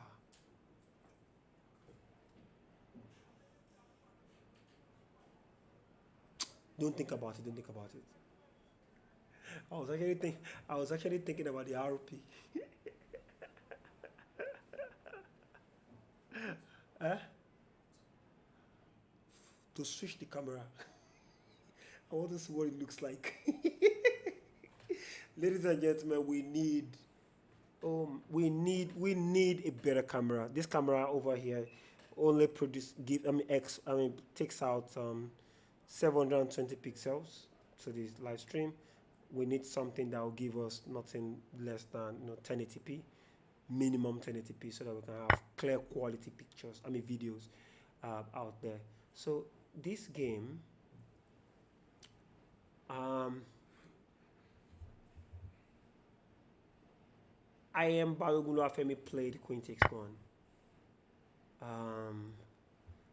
Can anybody tell me? I thought we said that when you are playing chess, we have to look into threats. Checks, captures, checks, and threats, right? CCT. Because I was thinking the very first move here should have been knight takes one. And it's a threat of attacking the queen. It's a threat of bringing the queen somewhere here. Just my take.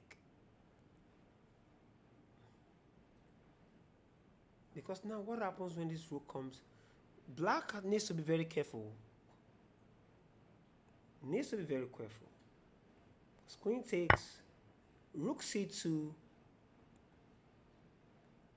Rook c2, won't he escape the same way? Rook c2 check, of course. Remember his game against Abdulrahman, where Abdulrahman was, and all of a sudden out of the blue, boom, perpetual check came in. Are you thinking what I'm thinking, guys? Pepe might come in at some point in time. Okay, I think my internet is saying, okay, there are some issues. The stream's current bitrate is lower. Why? Why is it lower? I think it is safe to say that for this prediction for today, it is safe to say that the winner of the prediction for round 8, yeah, just goes to Blah. I think probably we should just give Blah Blah all the prizes for the remaining days, because anyways, Blah Blah just made he's the only one that made the prediction, and Ajibola Unfortunately for him, Ajibola lost. Yep, Ajibola lost. It says Bomo to win, Bartholomew to win. I think he rewrote it somewhere. Let's look at it again. Okay, Bartholomew to win, Odion to win. Okay, he said he tweaked it. Okay, cool. Odion to win, Goodness to draw, Tessie to draw. Okay, so this is 1, 2, 3, 4. So first and foremost, the mere fact that Odion already won, so you already got that. So he's probably getting the prize for the male. We already got one, and nobody's contesting that. Nobody's contesting this with him, and we have on the female point, Quickpen to win. Quickpen already lost. Fawolizzo to win. Ofino won. As is that, we don't even need the other stories. At least he got one correctly, and I'm not seeing any other person making any prediction. So that means it's safe to say that he won the prediction. Safe to say. It is what it is. It is what it is. Blah blah. You're just cutting all the money. Just cutting all the money. All the money. All the money. So that's under 4K. Into your account. It's under 4K. I promised I was going to pay Mr. Osifeko immediately after the round the other time, but unfortunately for one reason or the other I wasn't able to. But like I said, once the stream is over, then I should be able to do that. Apologies for the delay, but you will get it tonight. Most definitely get it. Yes, I think so too. But the thing is, I still need to check these tech guys too. Let me even send him a message. Let me send him a message so that he could look into it.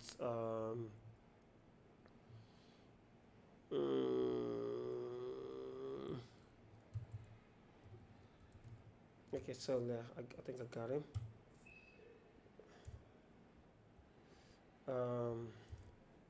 Please help look into the game between Mitchell and Quickpen. Thanks. So I just sent him a message. I'm hoping he gets it fast, because I've been looking for him. Our new WFM would love to see her on stream, of course. I'm also looking forward to seeing her on stream. Hopefully we'll get on stream one of these days. Guaranteed before the tournament ends, we'll have to get on stream. We'll have to seek parental permission before any of that could happen. Okay, something just happened to the camera just went off. Okay, it's back on.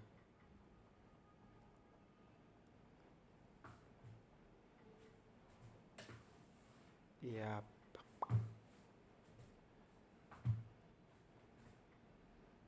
So what do we have? What do we have? Any new thing happening in any of these boards? Let's quickly go check one after the other. In the mail section, it is still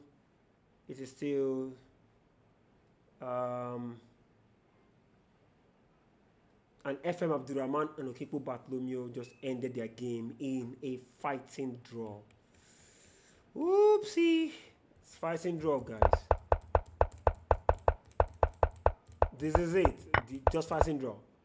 And we remember talking about this. Okay. Takes. Shove it to takes. Rook in there. Okay, knight in here.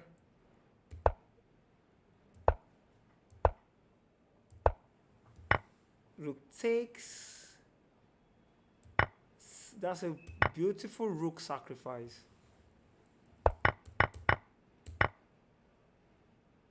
And And queen here, bishop out, queen in.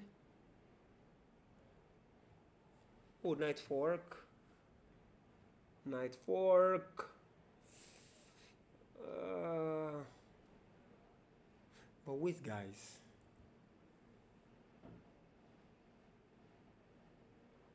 Can anybody tell me what happens to queen in?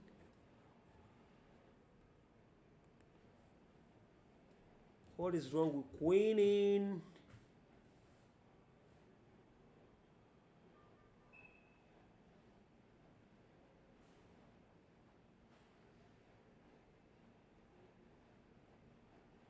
Wow, queen in doesn't work.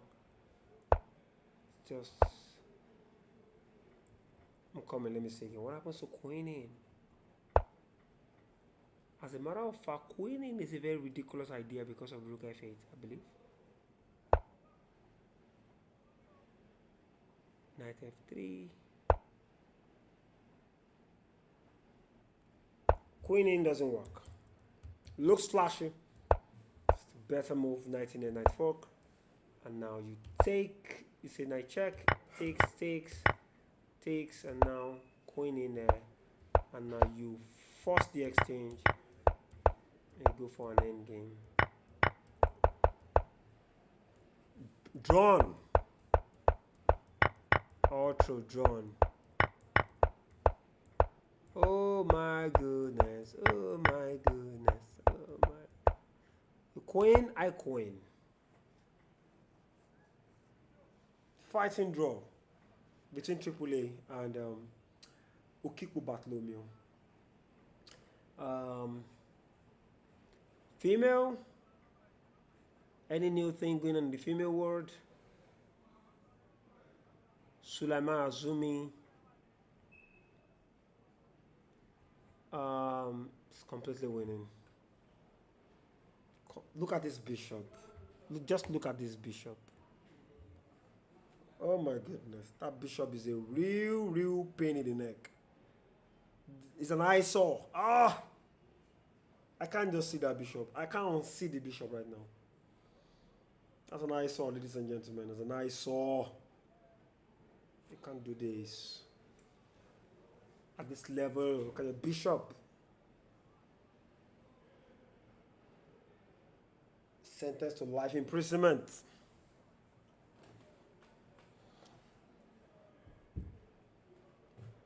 If you don't develop your pieces well, you don't make the natural development, you will be punished. Wait.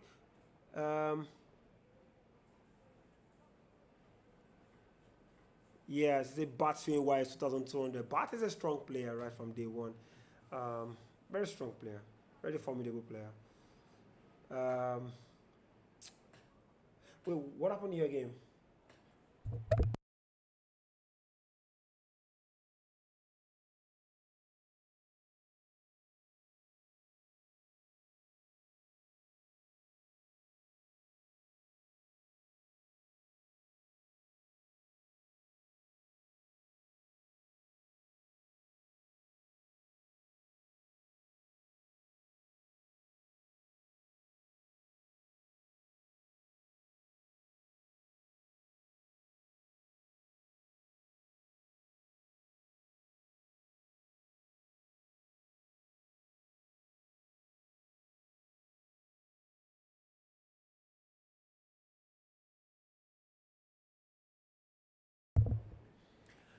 Okay, develop your pieces. Always important, develop your pieces. Put them on active squares, you will play well. If not, you will lose well. That's just the deal, guys. Active pieces. Active pieces. Very important. Very important. Okay.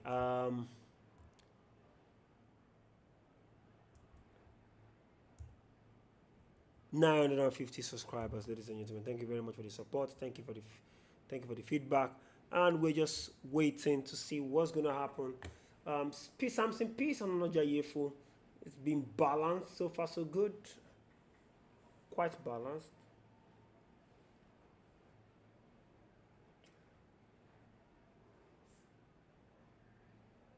But it's looking scary right now.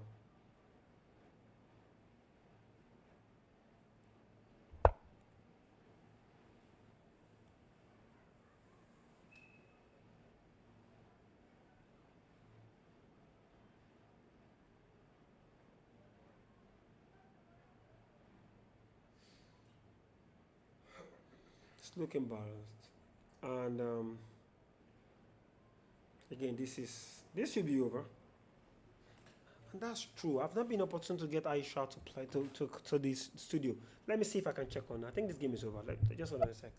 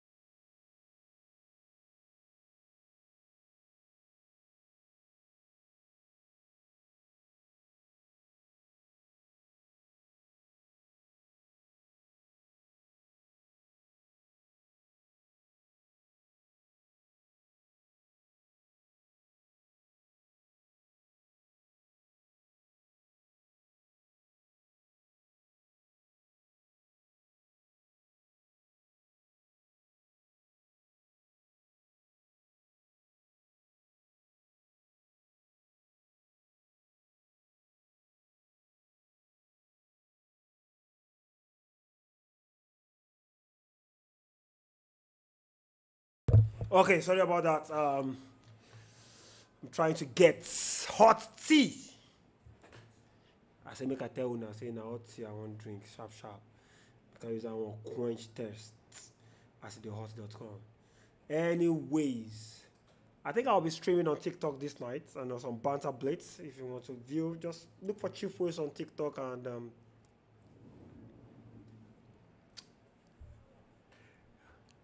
just that one is just banter blitz anyway. Nothing. Just having fun with my viewers. And we play on chess.com, FYI. Not on any other platform, just chess.com. So as the hot.com, we have to just do something. Please always be reminded that these are fantastic sponsors. Although their logo is already shown on their screen, but we have to give a special shout out to them one by one. We have also one of our sponsors. I need to read. We have the Jakes Embassy Limited. Jakes Embassy Limited is also one of the sponsors for this event. They're rewarding all participants and families attending the 2025 Nigerian National Chess Championship.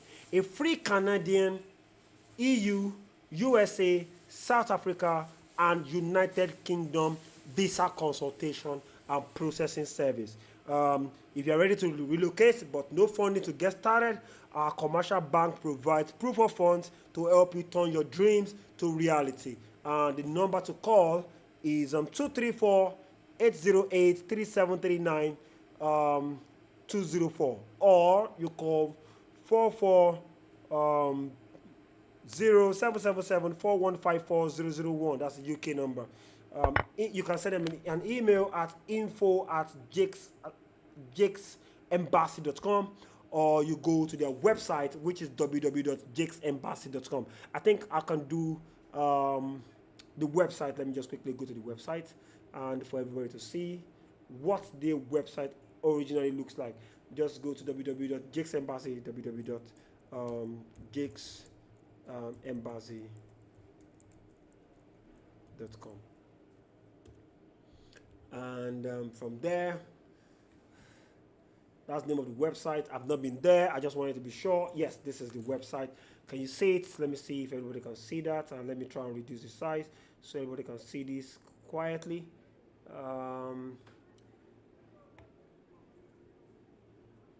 Yeah, something like that. Good. Yeah. Close. Let me see if it's showing well. Beautiful. That's the website. www.jakesembassy.com. If you want to travel, you want to school, these guys are the real deal right now. You see, aspiring to switch to nursing profession abroad, you want to join the global leaders in sports, football, administration, free 500,000 naira flight ticket support grant, turn your HND into a master's degree in the UK or Europe. Also, how you can launch a nursing career in the UK without a nursing degree, join the global leadership in sports and blah, blah, blah. They have all these available. You can talk to them and they will you will get the best of the best deal. Just use National Chess Championship as your password to get in touch with them. That's all. You want to change to the US employment-based immigration for work aspirants, they can do that for you. And every other visa services. You want to work abroad, you see, depending on the kind of job you're looking for, medical tourism, sports, football abroad, turn your child's dream of studying and playing professional football into Europe into reality. So if you have a child, you want to send him or her to the US or Europe to go and play football and still study at the same time, just contact them. They're going to make it happen. Everything is so far so good over here. Just check them out and you definitely won't regret it. Yeah, so that is it. About us, this is a Facebook page. This is the number I was calling for you the other time, 234-808-373-99 or +440-777-415-4001. info@jakesembassy.com. And these are it. Look at just go to the website, www.jakesembassy.com, and you can ask questions. Like I said, just use NCC 2025 as your password to get some of the freebies that are available. Thank you very much. So we go back to the games, ladies and gentlemen, and Sulaiman Azumi just won our opponent, and I need to check. Let me bring her back in.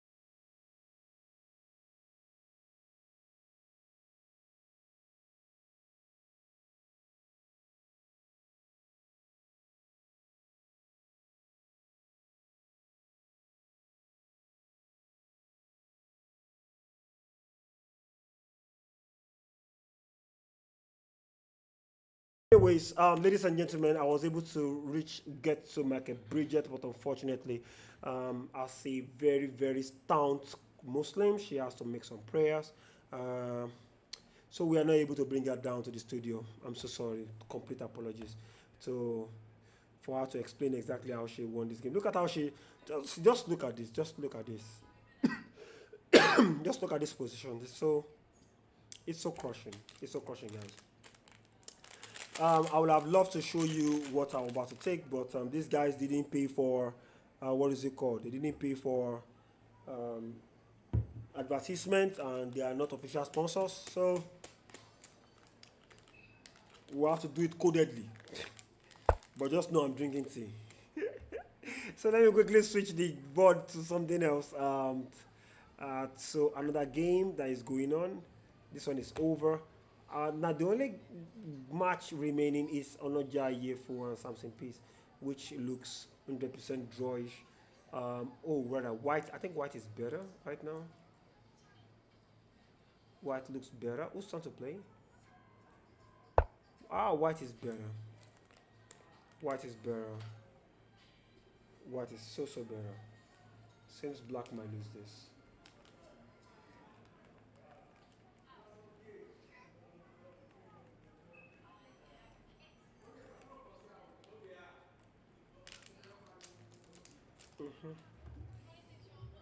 Hot one. Good. Hot one.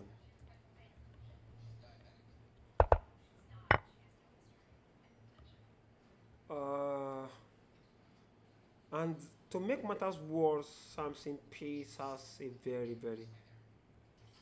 At time, I think he's losing the more. Because right now, after that rook check, that bishop is going, I think.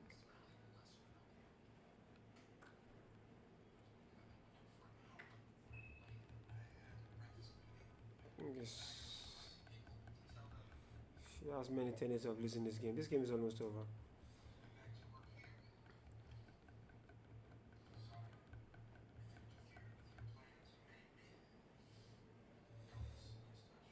Going forward, I think let us quickly check in on the guys, and I believe I could get goodness ended up defeating FIDE Master Akesha Abiola. Well, that was a beautiful finish from the young boy.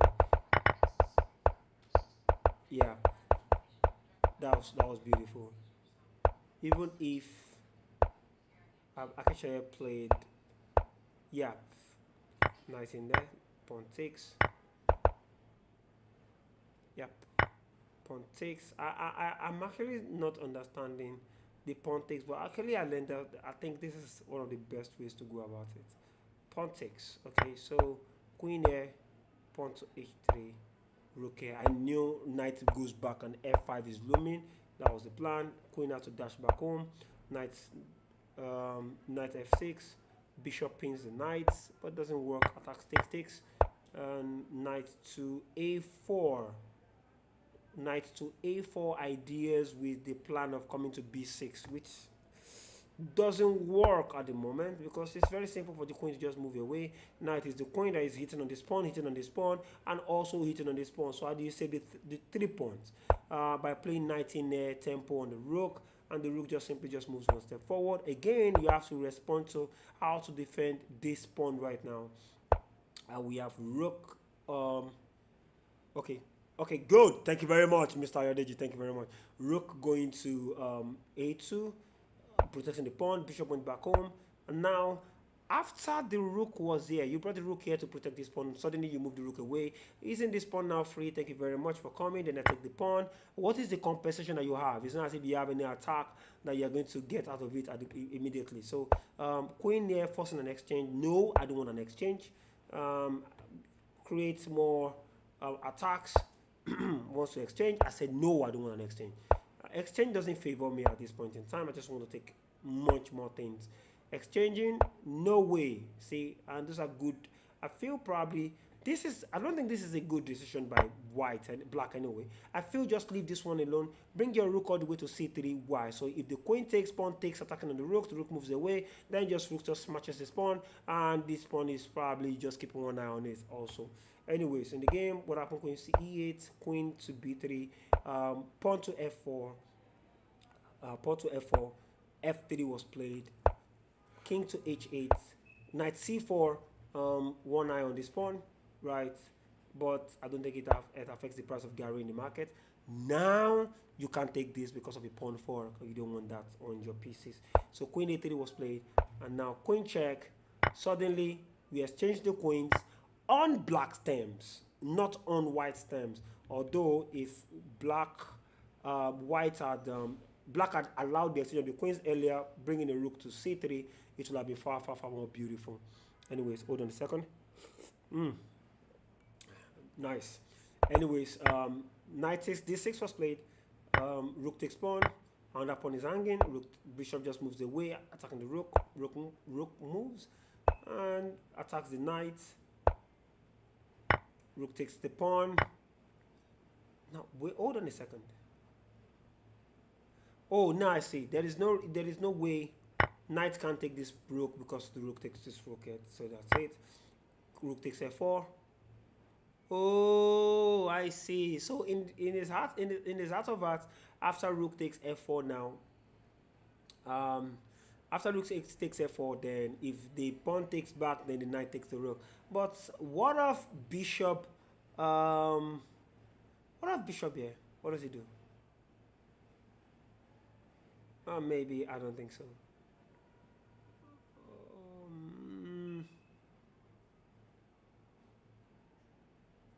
I'm thinking, what happens to bishop here?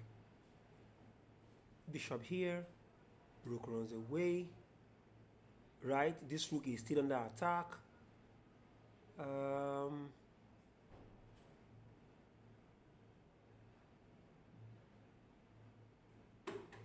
I don't know. Probably doesn't work. I'm not seeing it, guys. I'm not seeing the continuation from here. Bishop check played anyways, and I think. Hold on a second. Okay, I think bishop f2 is the best move actually. Bishop f2 check, king takes, then you do check one more time, then you take the rook. Oh, that's a beautiful combination there. Check, then you take the rook. Beautiful. Nice, an exchange up, which is enough to win this game. And check, take the rook, move the pawn, and GG's. Game over. Ekuke Goodness defeating FIDE Master Akesheye Abiola in this encounter. Ladies and gentlemen, chess is hard. And there's only one game remaining, which is the game between FIDE Master Kigiga Bomo versus Keiloki Musa. But this position, Kigiga is having rook stopping this king, limiting the king on the 8th rank. And although black has these 2 pawns, but there's no way these 2 pawns are going to promote a queen. We just need to just munch on this pawn and move this one all over. Simple. And to check and promote a queen. That's game over. Black, why doesn't he have that time? He doesn't have the time. Okay, anyways, I think that's the only crucial game in the guys category, and we can actually have the video. We are seeing the video moves as the good does come. Yeah, I think I need to end this call. Leave now. There's nobody joining the call anymore. Fawolizzo is joining tomorrow, so we're good. We'll watch out for Fawolizzo in the morning.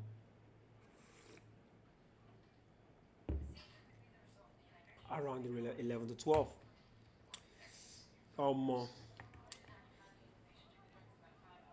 The volume is, I think, wait, let me confirm. Yeah, the volume was high.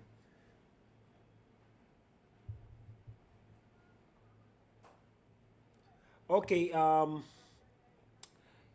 it seems Keiloki Musa in his heart of hearts right now will be like, I can still win this game, right? Sorry, you just can't. You're playing against a multi-time Olympiad The position is, and it's easy. It's just like taking candy away from a child. Position is easy right now. Even me can win this game. Eyes closed.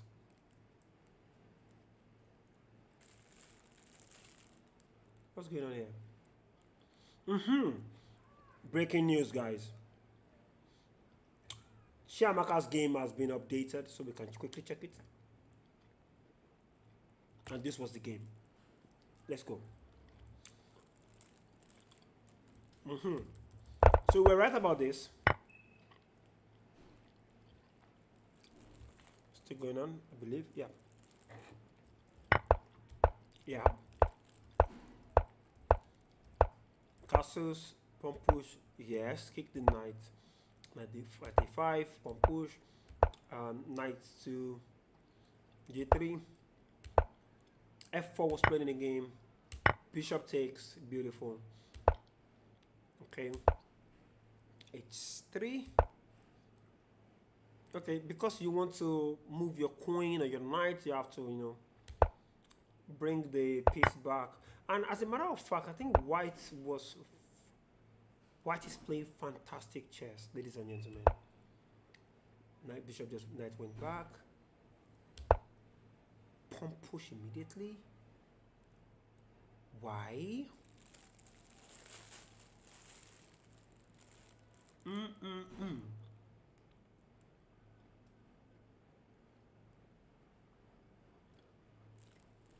I don't understand that move.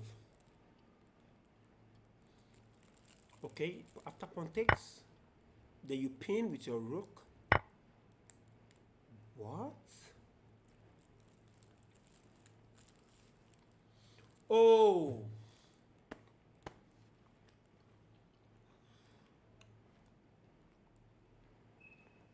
Now I understand. Now I understand. So now g5 was played immediately, and queen just went closer. Bishop takes. I don't know why. The reason is the cheap pawn takes knight fork, attacking the king and the queen at the same time. Doesn't work at this level. Attacks the queen. Tempo. Queen has to run. Bishop. Oh my goodness. Bishop takes. Knight takes. Bishop takes pawn. Oops. Oops. Oops. Bishop takes pawn. Oops. Oh my god. Ooh la la. Bishop takes knight. Queen takes pawn check. Oh, queen. Okay, rook lift. Oh my god. Beautiful chess.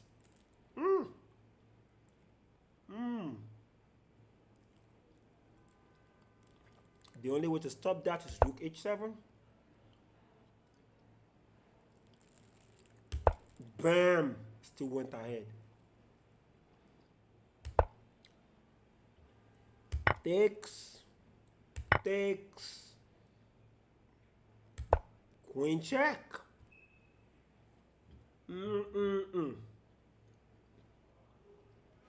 Threatening it. She's gonna lose her queen.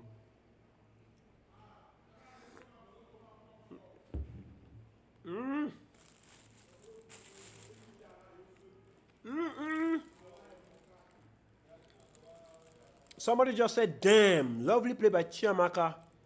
Damn. It's actually damn, man. Damn. The position is giving me goosebumps. And it's over. Bomo just defeated. Bomo has succeeded in defeating Kayla Kimusa. Kayla Musa has been baptized with all forms of fire. And we have one more game left, which is the game between Belemo Jessica, who is just starting around. Wait, what? This is a game? So fast?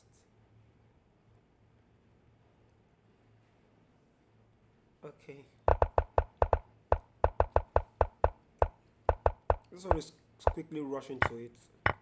Bishop goes back home. Yep. Sorry. No problem, sir. Bishop here. Okay. Now, let's kick the knight away. Rook knight takes first. Knight in. Double attack on this knight. You have to be very, very careful right now. F3 weakening down. Oh my goodness. I honestly usually don't like it when they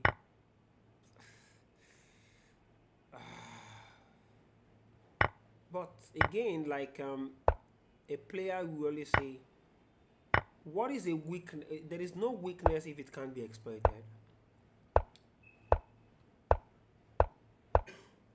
No weakness if it can be exploited.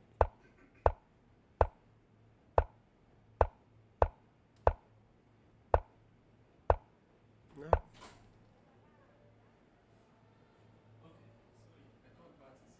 No, come.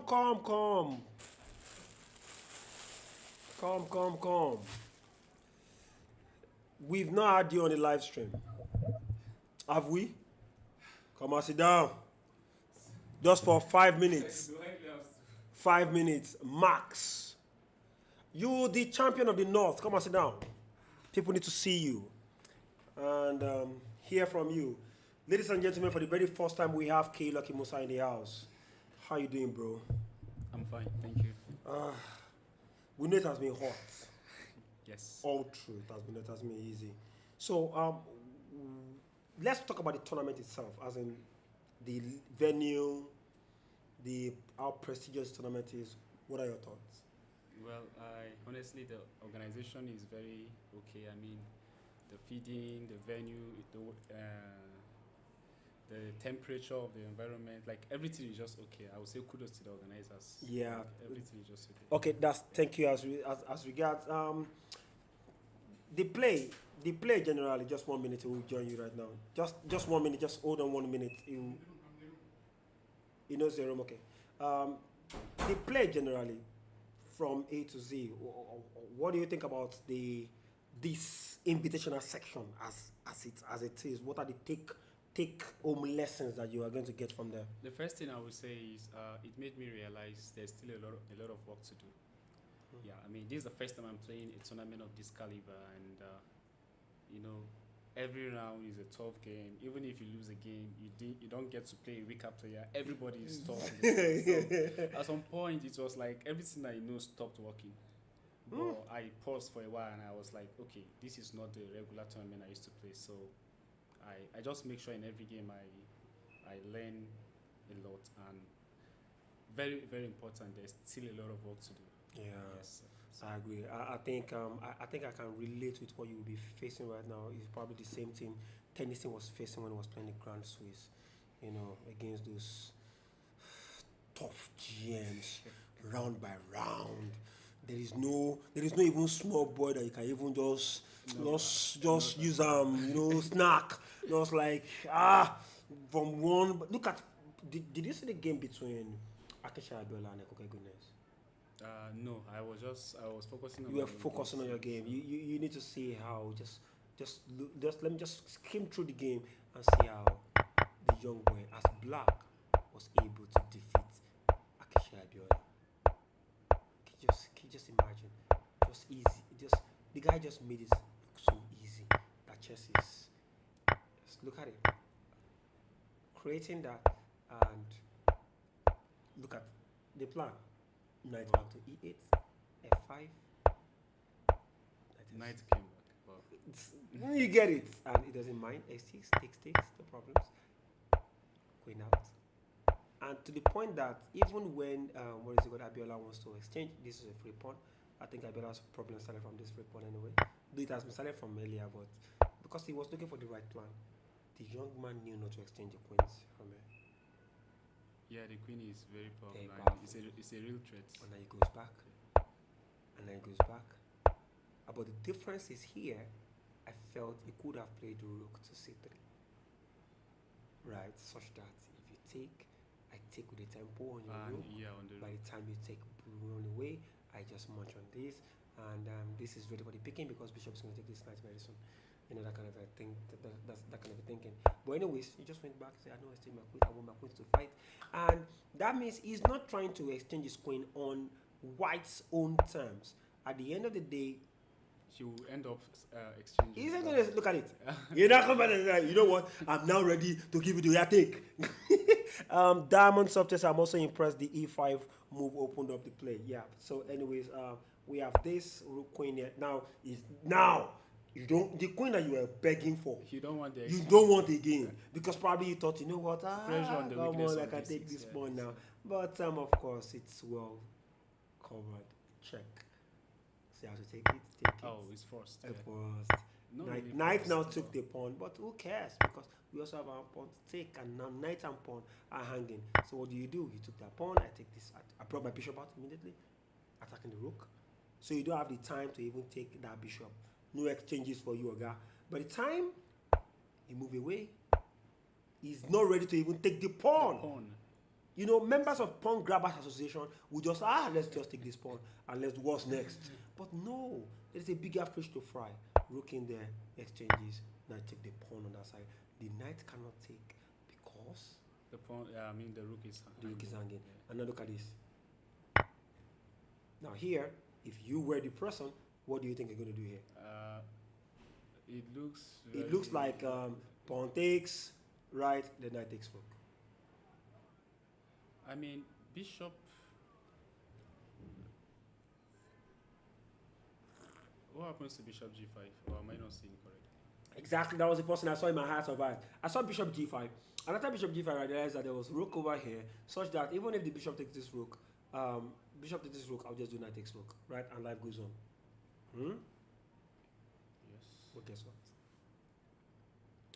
Bishop check.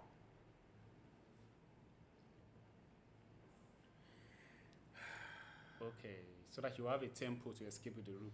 I now take the knight. Yeah. I will now, And I will I now take take the rook. No, I'll not take the rook. on f4, yeah. Beautiful tactic. And bombs, bombs, bombs, bombs. Wow. Okay, goodness. Defeating Akisha Abiola. And that was it. So that's work in the back on me. Now it's just game over. So that is it anyway. So I believe I'm so sure when you come back harder. Just like Tolu Makinde, the very first time he came, you saw what happened to him. He was plumeled, but he had the constitution winning the Blitz event. So who knows? Would you still be available to play the Blitz, or your flight is scheduled to move that same day? Yes, yeah. And Absolutely. so that means we'll be able to play the Blitz. But understanding, it's good having you here. Don't worry, keep doing what you do in the north. I believe you can only go up, you can never come down. Yeah, this is a good experience, and next time it will be more better. Thank you very much. Thank you. God bless you. Thank you. Thanks for joining. Yeah. Don't start arbitration, no. Just be doing it on the side. Play chess. So that's Kayla Kimusa, ladies and gentlemen, and now we have this lovely. Hold on a second. What just happened? Just missed a call.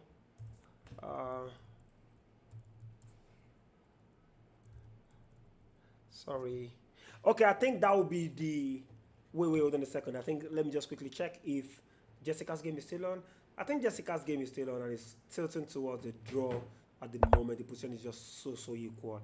And Samson Peace is still playing. Samson Peace is still playing, so we have to wait on that for a little bit. I will get back to you, ladies and gentlemen. But at the moment, it looks as if White is completely winning in this position. Yeah.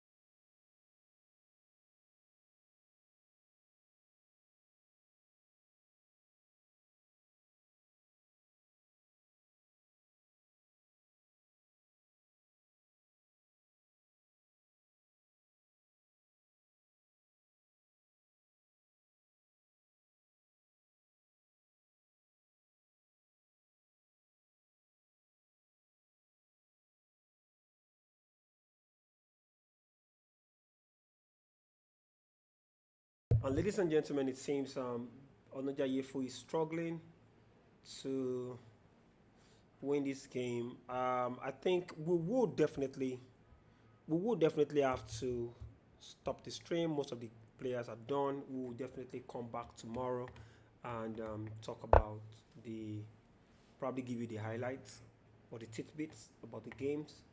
I'm so sorry, apologies, it's already 8 p.m. We have to dash in there, go get some dinner before, as the hot.com. Anyways, thank you very much for joining. It has been fun. Having been there. I'm so sorry. Black Peter Ladurutimi will be joining us tomorrow, ladies and gentlemen. It's going to be fun with him as well. FM Fawolizzo will be joining us tomorrow, and we're going to be having GM Yarebore, Techcraft Power also joining us and explaining from a GM angle how these things works. You see the difference now. You see how Lakute analyzes. You see his own angle. You see how I talk. You see my own angle. Now you're going to be seeing. You saw a brief of how the GM talks. You see his own angle, and you'll be seeing how Fawolizzo's angle. How these guys think is just different. It's different from we mere mortals. Anyways, but I know I bring the fun out of it. This guy brings the chess out of it. See you tomorrow, guys. Don't forget, NigerChessDB.com for any chess database game that you want. Anyways, cheers, guys. Bye for now. See you tomorrow. Okay. Aha. Okay. Aha. NCC 2025. The Battle of Kings and Queens is going to begin this December. Let's check this out. Rihanna. A new era is coming, can you feel the vibe? Just kings and queens, yes, they are on the rise. December 15th to 21st, oh, don't play. At Pocket Lekki Chess Club where legends are made. At this NCC, only the fearless we rise. Eba mi sọ fún Tẹ́sí wípé only the fearless we rise. Triple A mi ń kọ́ only the fearless we rise. Odirovsky, Baba ńlá, only the fearless we rise. Only Saturday sing, only the fearless we rise. Omo ẹ̀kún kẹ́ńkọ́, only the fearless we rise. Keyi Lucky Musa, only the fearless we rise. Ẹ̀sọ́ fún Jìbò àtàbíọ́lá pé only the